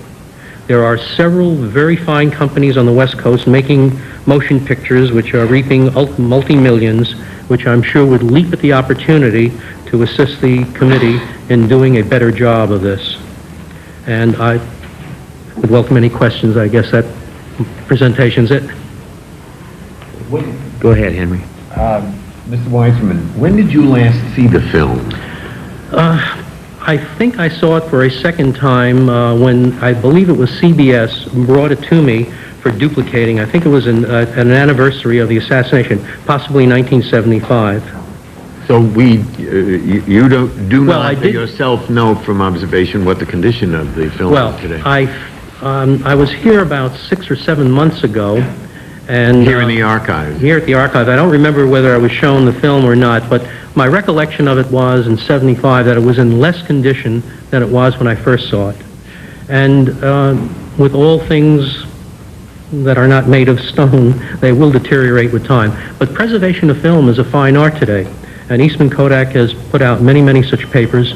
It's been my personal experience they even reclaimed a piece of footage that the emulsion was peeling away from the substrate. So there is certainly the possibility of maintaining the film. It's approximately 30 some odd years. You could keep film for 100 years if it's properly maintained. Thank you. Well, that was really the heart of my question as well, and that is this truly a wasting asset? Well, everything sooner or later deteriorates and disappears. But I would think for our practical purposes, I would think that you could maintain this film at least for another 25 to 50 years, which would probably serve the purpose well, because by then the technology, as I mentioned, which is advancing exponentially, will enable us, no doubt, to record it with permanent accuracy that is not available today. And my original contention is that it should be kept as a benchmark so that in the near future, if someone starts to manipulate the image and put things in there that really aren't supposed to be there, there will be something that says, hey, this is what the original was. There isn't XYZ person out there in the front. Do you know how many copies there are of the Zapruder film? Oh, God. Unfortunately, I probably am the grandfather of many of them. The original copy the very first copy I made was a 16mm film, which I showed to Time Life. They were very, very excited about that. They commissioned us to make a 35mm copy. Since there did not exist any proper equipment, the very first copy I made in 35mm was substandard commercially. It was placed incorrectly via the track area of the film, so it could not be used. That was thrown into a box in my office. I was general manager and quality control and vice president of a company. I left the company shortly thereafter and was then recalled by the owners of the company, Technical Animations, to sell off the assets. They closed the company down. And lo and behold, in my office, there was my box with that piece of film, that technically imperfect copy. And to the best of my knowledge, that copy is what a great many copies have been made from. I kept it as a sample of my expertise, not being into the whole underground culture of the Zapruder. Pardon me? Part of your portfolio. So to speak, yes. what I could do. Drawing a perfect circle, so to speak. And that's what I periodically would trot it out to show it to people. I presume at some point, because I didn't keep it under lock and key, somebody made surreptitious copies of it and then used it. Well, it seems to me if you're concerned about baseline issues, that having some sense of the breadth of copies that are out there becomes very, very important. Thank you. Joyce? For me. Mr. Weissman, to return to your comment about the importance of preserving the film as a baseline, I'm wondering, are you absolutely confident that you, on the basis of the knowledge that you have both of the original film and the technology in filmmaking and film reproduction today, that you could authenticate the original film in the camera as the original film? Let me understand the question. Are you asking me whether at the time I did it initially, did I know it was the original film? No, I'm asking you if we were to if the film were to be taken today, and one of the important considerations does seem to me to be your thought about the baseline, which other people, I think Jim Lazar mentioned that as well. Are you confident that the film can be authenticated as the original camera copy of the film? Certainly Eastman Kodak could. It was Kodachrome, and there might be, I don't remember precisely, but I believe there were edge markings on the film as to when it was manufactured. And they certainly could make forensic examination of it when the material was laid down. Mm-hmm. As to whether it's a piece that was be photographed originally, yes, you'd look at it, and if the image reads through the base, we know it came from an original camera. As to whether it would be it would be impossible to make a duplicate contact copy reading through the base. Today, someone might have a hardware to make an image reading through the base optically, that is to say, through a lens. But if one were to make a contact copy, immediately you'd see the difference. It would not be proper to also read the wrong way. So there are a lot of ground rules that one could determine: A, it's an original that was photographed in a camera, and B, it wasn't made by a contact copy, and the manufacturer could give you a good indication of when this particular piece of film was manufactured. Thank you. But I've been interested in what you were telling us, because we have heard that the film was really no longer viewable, that it had disintegrated, and I think part of the problem was that in the earliest period when Time Life had it, probably didn't have quite the same facilities that the National Archives has. And just to make sure I understand what you're saying is that really doesn't matter anymore. No matter how bad off the film is, something can be done with it and can revive it, can restore it. Basically. Unless the image is totally destroyed, and I don't know. No, I don't think so. I don't know that answer. The process of duplicating it is on a frame-by-frame basis, on equipment, at least the equipment that I had used, an optical printing machine which looks like a motion picture projector sitting on a lathe bed facing a very precise camera, focusing on the image and photographing it, is it advanced at a frame at a time. Also, one would use what is called a full immersion gate. That is kind of an aquarium that each individual frame is surrounded by a liquid that has the same refractive index as the emulsion. That would remove a good deal of the damage. If it were being scanned rather than being put onto film, but scanned digitally, then that image could be enhanced and repaired, so to speak, as many modern motion pictures are being done. Yes. For commercial re-release. So unless the material is really, really destroyed, it can be brought to near pristine condition. And that's an important consideration for us. There is, however, Mr. Weissman, the evidence that some of the frames from the original are missing through handling at some point in time in its past. That, together with the somewhat deteriorated condition that the film is in, is there any argument that first-generation copies may today be better evidence of the original than the original itself? Well, certainly a copy should be undertaken now with today's technology. it's better than what I had 30 years ago, no question about it. And I think if that were to be done, someone should invest the $10 or $15 or $20,000 that's necessary for the additional hardware to duplicate regular 8mm with a full immersion gate. The missing frames were missing when I got the material, because that was part of what it is. However, if there exists those frames elsewhere, even if they aren't very good, they could be reinserted and enhanced. So you could reconstruct a digital copy that in some ways might be better than the original, but nevertheless the original would still be the benchmark, because one would assume that this is being done by responsible people and being held under responsible circumstances. Any further?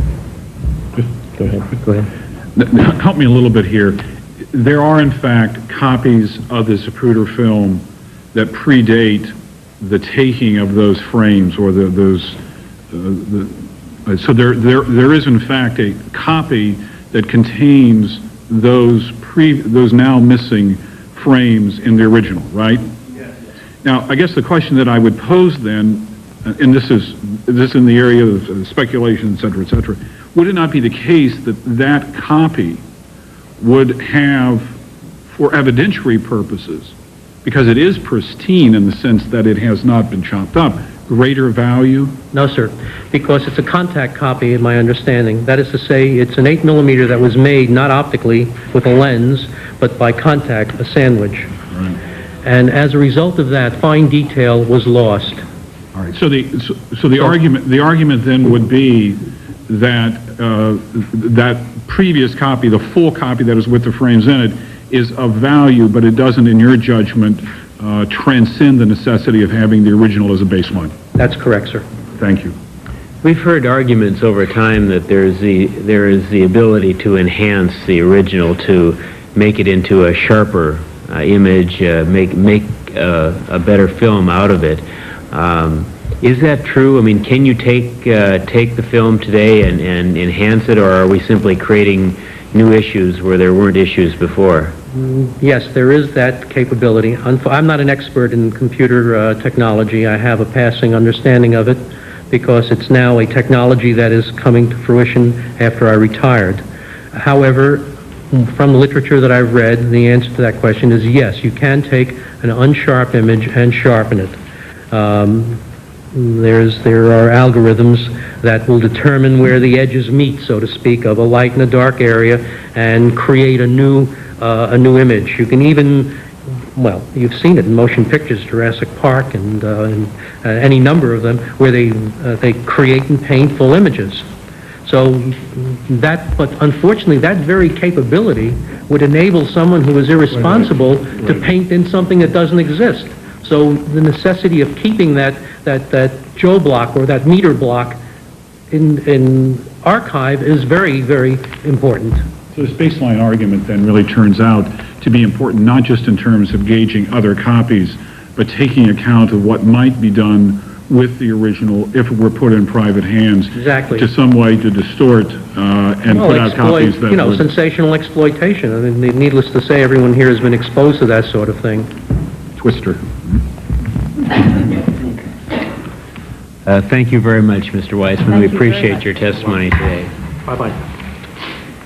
Next, we're going to hear from Richard Trask, who is a photographic expert on the photography of the assassination and has written a book entitled Pictures of the Pain. And we welcome your presence here today, Mr. Trask. It's good to see you again. Thank you.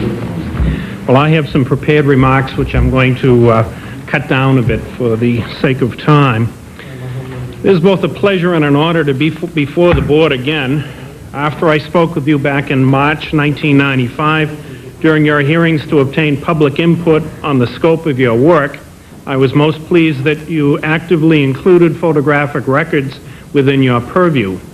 I believe that the diverse assassination research community and the broader community of American historians almost universally applaud your efforts and tenacity to locate and make available any and all records relating directly and indirectly to the assassination of President Kennedy.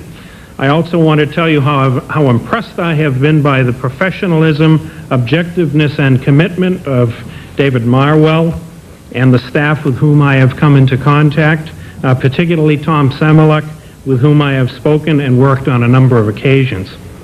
I've been asked to comment today upon the significance of the Zapruder film of the President Kennedy assassination, particularly with regards to how the film fits into the historical record of the event. Though I'm not a specialist on photographic technology, I spent over 10 years researching the photographic history of the assassination as to the story of the photographers and their experiences, the visual images they created, and how these images have been used and abused by the government, media, and critic. My wife and I self-published a book in 1994 titled Pictures of the Pain, Photography and the Assassination of President Kennedy. Historical photography is typically defined as the use of photographic images to facilitate the study and interpretation of history. Photography has limitations for use as historical evidence, however, and may exhibit only partial truths, biases, and distortions of reality. It can never tell the whole story of an event, and one must cautiously realize its limits. Yet for all the potential shortcomings, photography comes closer than any other record to being a true trace of reality.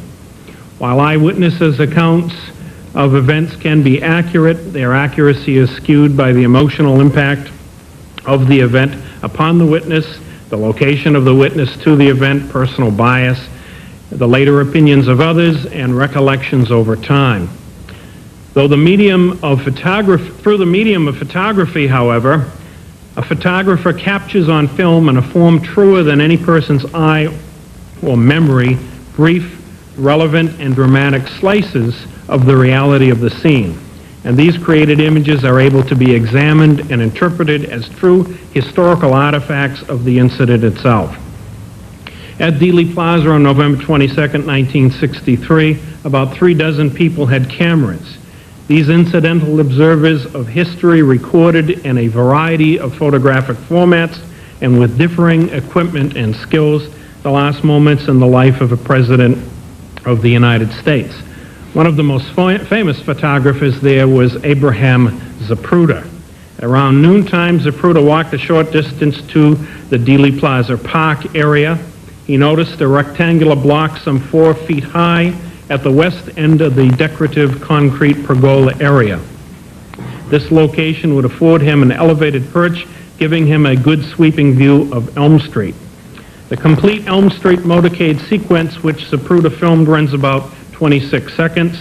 The 486 frames, all later subsequently assigned individual numbers for investigative references, had been exposed through Zapruder's telephoto camera lens at 18.3 frames per second. The first 132 frames were shot of the lead motorcycle escort, and when Zapruder started his camera again for an approximately 19-second uninterrupted run, his first frame showed the presidential Lincoln already on Elm Street. To call Zapruder's film remarkable is an exaggerated understatement. It is, due to the subject matter and clear angle of view, undoubtedly one of the most important, if not the most historically important movie film ever made. Noted researcher Josiah Thompson correctly described the Zapruder film to you today and in his 1967 book as, quote, the nearest thing to absolute truth about the sequence of the events in Dealey Plaza, end quote. We watch as the president and governor react to shots being made through their bodies, followed by a short sequence in which Mrs. Kennedy leans forward and holds the arm of the president. The next is a terrible scene as the president's head explodes. Like a rag doll, he crumples into his seat while his wife scurries out towards the car trunk. This amateur home movie, almost not made in the first place, soon became one of the most well-known artifacts of the 20th century. Though this strip of film shows us in excruciating detail the fact that a president died, it also opened to immense speculation the interpretation of the exact means of his death. Had the Zapruder film never been taken, Much of the later debate over the actual sequence of shots, the timing of the shots, and the victim's reactions to the shots would not have taken place.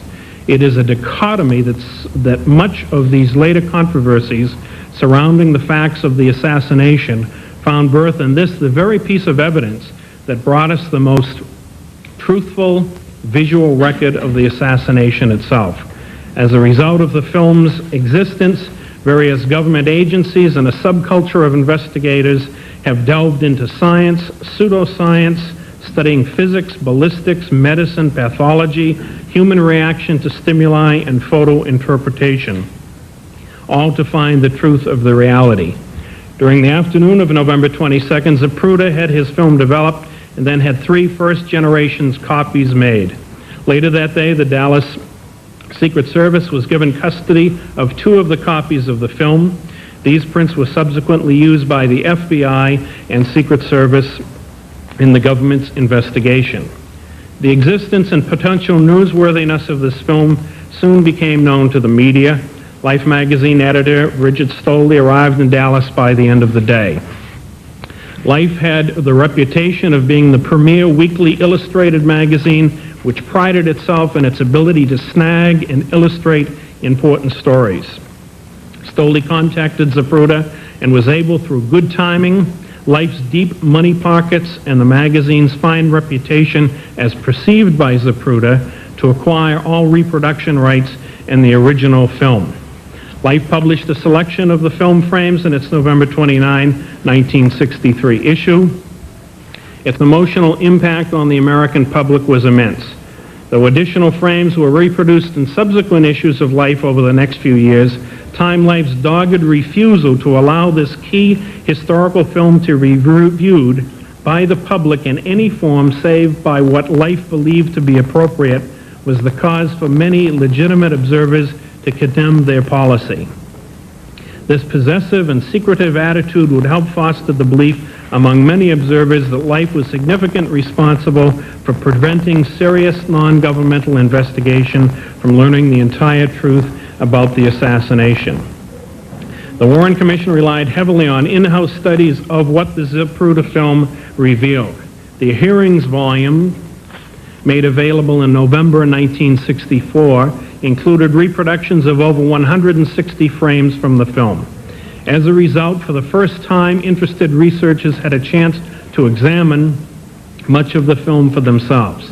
This was followed in 1969 by bootleg copies of the movie, which came into general circulation as the result of the Garrison investigation, and the first television broadcast of the film in March 1975. The film became more and more available, and criticism of Time Life's repressive policy made the company so uncomfortable that in April 1975, the film's ownership was transferred back to the family for $1.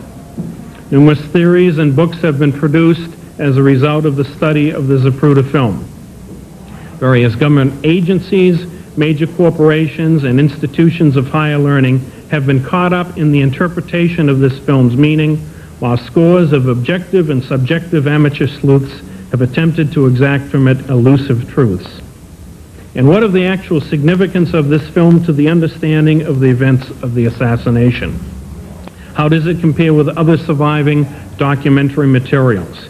Comparing it to the 14 other known amateur and professional 8 and 16 millimeter films made in Dealey Plaza during the assassination and the immediate aftermath, it is my considered opinion that the Zapruder camera optics, the film stock used, the film technique of the operator, and clarity of the subject make it far superior to any other films made. It is also the only film to show the assassination in its entirety and from a location which graphically displays the horror of the event and full movements of the victims and others in the presidential limousine. Thus, this is the most important artifact existing which actually displays in visual record the entire assassination, and one of the best, if not the best, in terms of clarity. So too, I would venture to say that given the drama and content of the film, this is undoubtedly the most important film ever made of an historic event. There are certainly other dramatic films which have been made, but none compared to the historic nature of this event.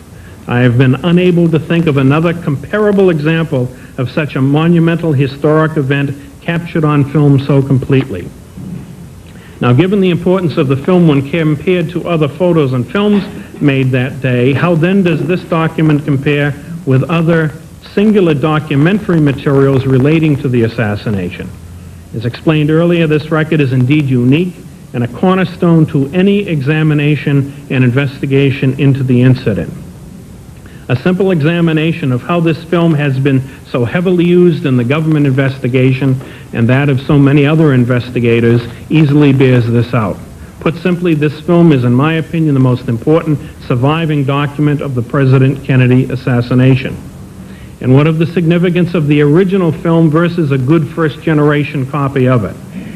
The original Zapruder film is a true artifact in that it was the actual record made during the assassination, the one in the same film exposed at the time of the shooting.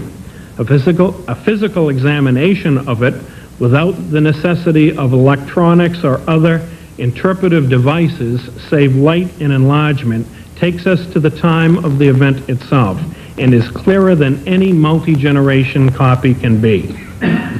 Though not a technician, I can tell you that an examination of both the original and any copy made from the original, barring any external manipulation, will clearly show the original superior in clarity to any copy. And should the original be within the collection of the National Archives as the representative historical repository of the nation, I believe beyond a doubt that it belongs within the collection owned by the United States. It is my opinion that given the importance of this artifact, both in its historical and potential evidentiary nature, such an artifact should not remain in private or corporate hands and should be in the representative hands of the American people. I am, however, somewhat uncomfortable with the idea of direct taking of private property by the government, even when compensated value given. Perhaps I am too much of an optimist, but I would hope that such an artifact as this, which has generated quite a bit of revenue over the years, might be considered by its current owners to be at a point in its history to be appropriately given over to the American people. It would be preserved and should be available under correct conservation standards for appropriate potential future study. Technologies will undoubtedly continue to evolve, allowing for potentially new study of the far superior original film. Availability of the original film may also lay to rest the present opinion of some buffs that the film was manipulated to get rid of proofs of conspiracy. Possible commercial licensing of the images might possibly be kept by the owners, but the original film artifact itself is too important to be eventually made into a trophy by others for private or personal gain or notoriety. This film was created by a combination of amateur talent and serendipity. Its place in American history is well established, and hopefully the present owners will acknowledge the importance of this film to the American people as a whole by appropriate and generous action. Thank you. Mr. Trask, questions? I do. Henry? I defer to my colleague. I have a very simple question. I regret I do not know your book. Have you personally examined the original? I've never seen the original. I've seen the archive copies and a number of other copies. How then do you know that there is greater clarity there? Only because that's a fact of nature. When you are talking about an original photograph as originally taken and compare it with any copy, superiorly made as possible, the copy always, through photographic artifact, through other manipulations, just is not as crisp and clear as an original. Thank you. I'm sorry. Let me, if I may, just raise a couple questions. You used some powerful words in your presentation: truth, reality, and I raise this because I want to put this proposition before you, that the Zapruder film does not show the assassination of the president. The Zapruder film shows the president being shot. It does not demonstrate who shot the president. And indeed, if you compared the Zapruder film with the video that we have of Jack Ruby shooting Lee Oswald on an evidentiary basis, that's a far more powerful piece of film, if you will, than is the Zapruder film. Now, again, I'm playing a little bit of the role of the devil's advocate here, and so you'll have to excuse me, but doesn't that, in essence, really mean that other than the great and tragic circumstance of the president being murdered in the presence of his wife, doesn't that really mean that the Zapruder film, on balance, puts more ambiguity in to our understanding of the assassination than it brings clarity? Simple answer to that is yes, and I think I was trying to point out that the dichotomy of the Zapruder film is the fact that if the Warren Commission did not have the Zapruder film, much of the controversy that arose as to number of shots, timing, and so forth, just wouldn't have been there, because the other films don't show in the clarity that the Zapruder film does this kind of information. I think this is an important point. At least it is for Dr. Hall. We would like to operate on the theory that as a piece of evidence, it should be retained because it is conclusory. But I would submit that the value of the Zapruder film lies in its ambiguity. And it is the ambiguity and hence the inability to come to closure with some of the central issues related to the assassination, at least given the present technology, that makes it important as a public record.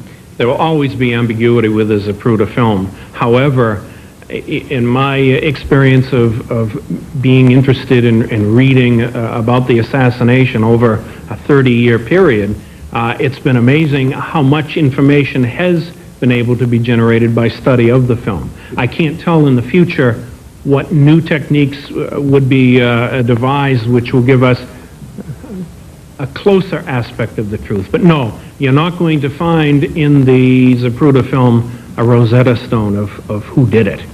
So therefore, how much is it worth to the American public?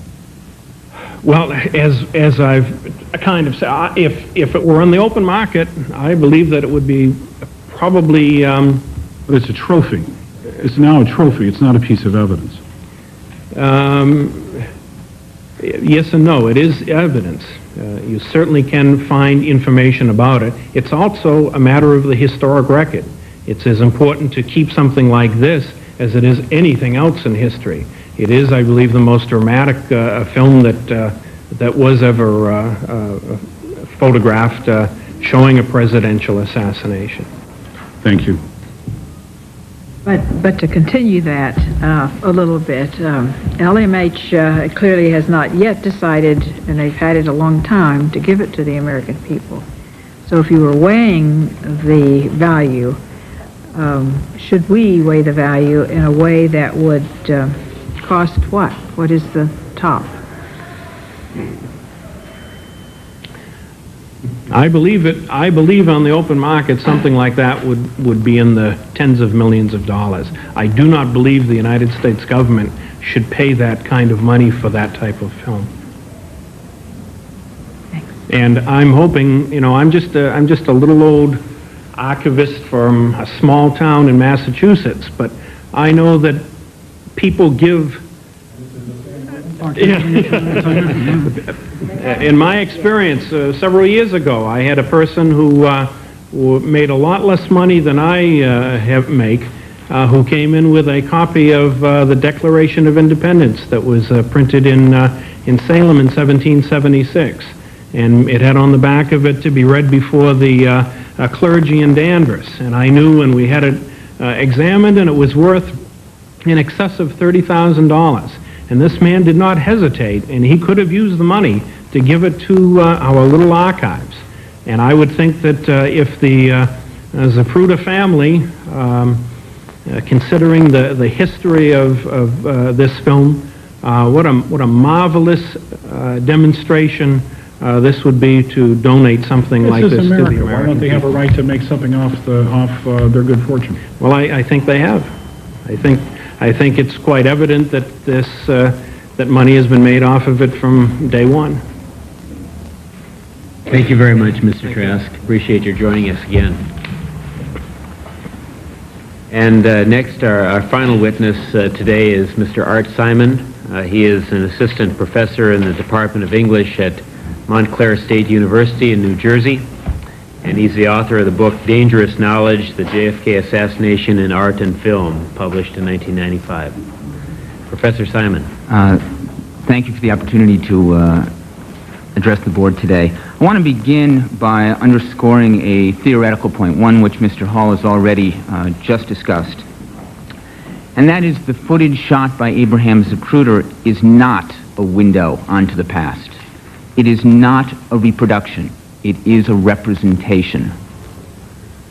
While it is commonplace to say that film offers us a slice of reality, a window onto the world, in fact, what Zapruder did was produce a perspective on the assassination, one that has become the dominant visual point of view of the event. As a product and not a window, Zapruder's choices and his reactions, his decision to film in color, to stand in a certain position, to use 8mm, to move the camera as he did, these give us a mediated form of vision. These do not give us the truth about what took place 33 years ago. I believe there is really limited evidentiary value left in the Zapruder film. Indeed, although I have not looked at the original in its present form, it may be that if first-generation copies exist in good condition, they may be more useful to those who wish to continue the investigation, or, as Mr. Weitzman has suggested, some kind of combination of the original and first-generation copies. Now, I understand that one of the arguments for preserving the original print holds on to the possibility that some future optical technology might be employed that allows the original to yield new important information. As much as I would like to believe this, and with all due respect again to what Mr. Weitzman said, I think this may well be an enabling fiction, a fantasy that motivates further study and fuels a faith that someday historical ambiguities will ultimately be made clear. The film has become a fetishized object, invested with the potential to cover up our lack of reliable answers to many questions. In fact, this faith in future enhancements of the film has been a recurring trope over the last 30 years. And of course, a variety of such processes have been applied to the film. The Zapruder footage has repeatedly been cast in the role of ultimate witness, and investigators on both sides of the debate have insisted that with the proper scrutiny, its images can render a legible view of the event. Now, while 3 decades of analysis has produced a significant challenge to initial readings of the film offered by both the government and the mainstream press, it has also produced a multiplicity of interpretations, a crisis of knowledge, a serious critique of film's capacity to offer a unified vision and discernible truth. In other words, the application of new technologies has not, and probably would not guarantee, a unanimity of interpretation. What then is the status of the original film? I would suggest to you that it is a secular relic, a material piece of the past, and for reasons that are either psychological or for some perhaps spiritual, individuals and the nation hold on to such relics. I might add parenthetically that we live in a culture which privileges origins, which endows with significance first things, first editions of books, first words spoken by a baby. We have a ceremony for the first pitch of a ball game. We have manufactured that significance through social convention and ritual. In a sense, the government does much the same. Why does the government preserve the original Constitution? We have plenty of copies. We know the contents of the Constitution. Now, while the Constitution was a public document from the beginning, the Zapruder film was not.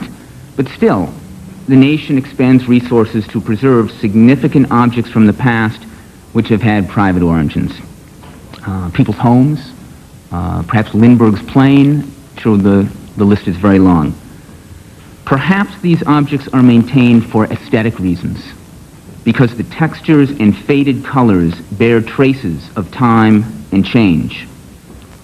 Moreover, perhaps preserving such objects functions symbolically as the government's way of saying historical consciousness is important, and that although the past cannot be preserved, some index of it can be located in the tangible artifacts which have been kept or rediscovered.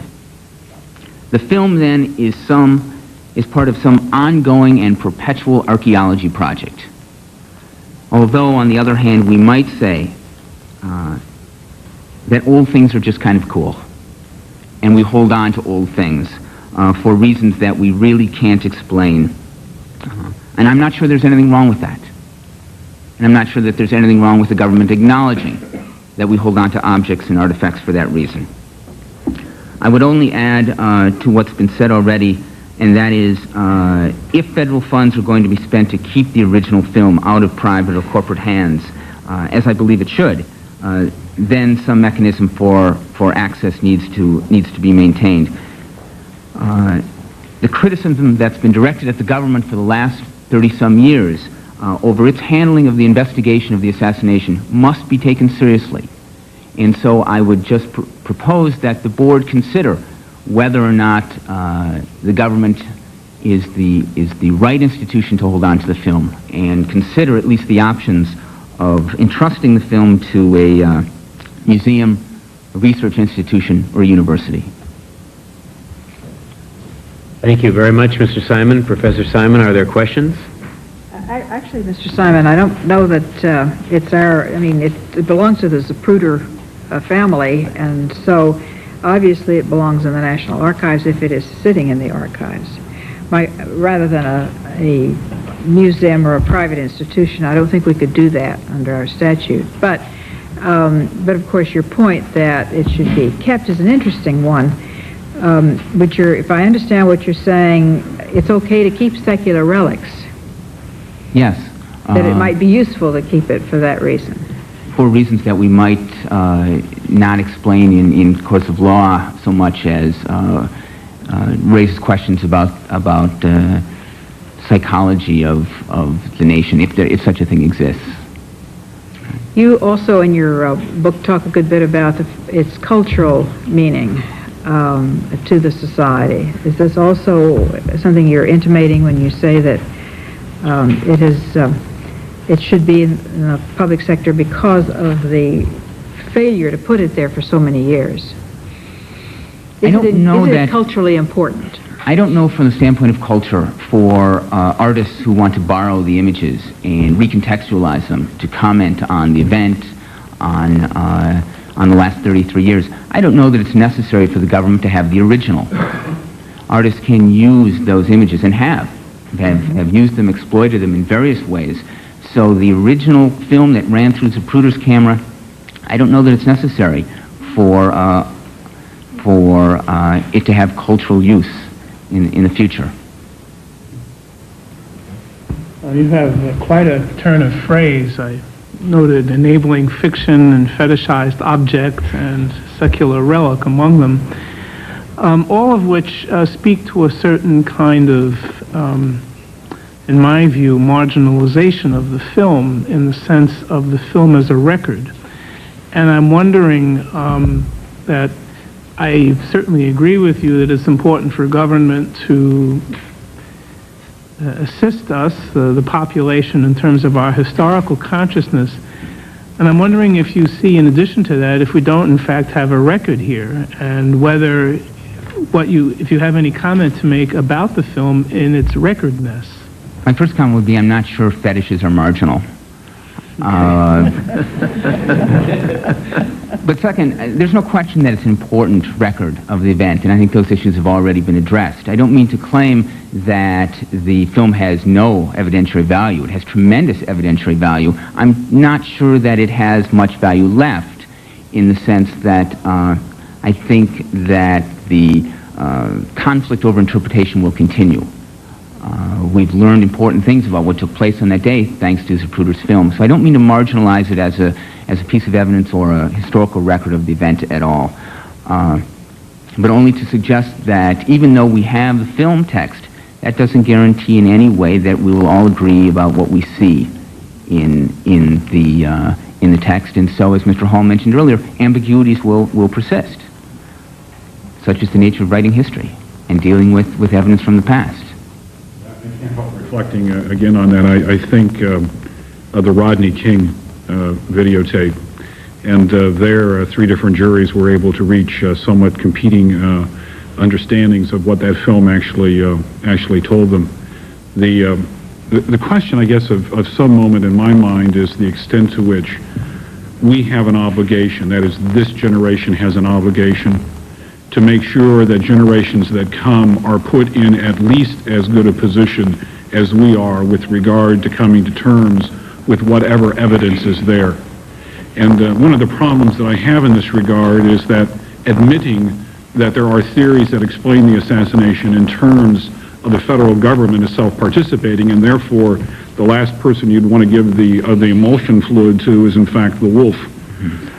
Recognizing that particular line of argument, it does seem to me that the playing field for those who will subsequently come ought to be in such order that those who come to play with this will be in at least as good a position as we are today, which would seem to indicate to me that there ought to be some response that would make sure that as a physical artifact, and I know you're using the word relic in a different way, but the preservation of that is not just a matter of symbol, but is also therefore a matter of substance. Yeah, I would agree.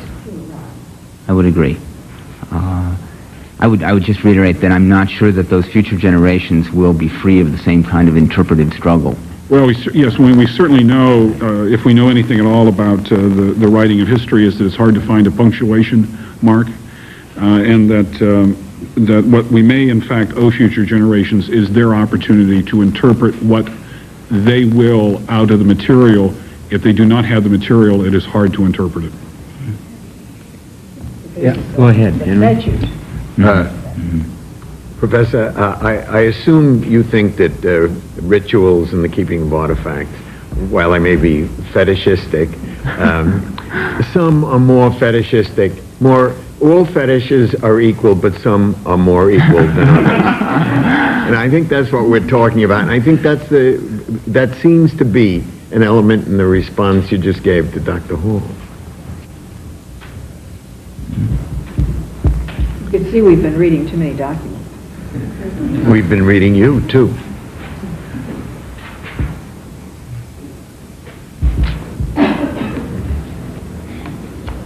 Any further questions?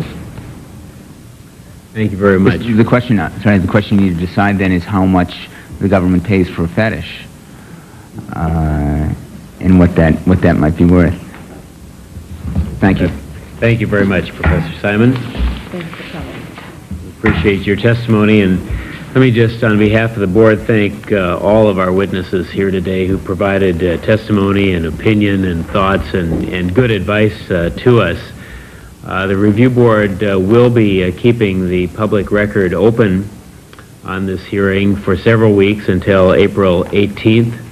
So if anyone wishes to address the subject further, we'd be very happy to receive a public comment.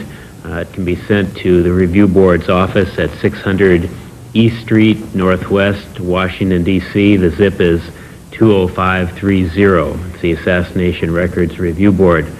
I will also note for the record that the board has received thoughtful comments from David Lifton, who is an author who is concerned about this issue as well.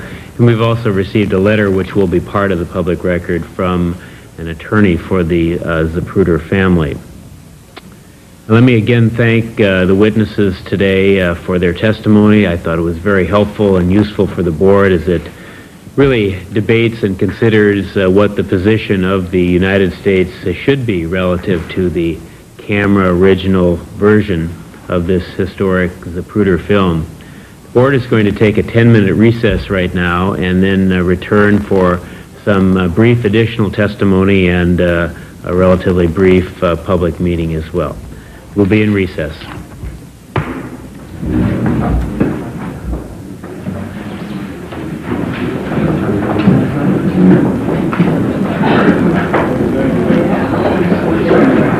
What?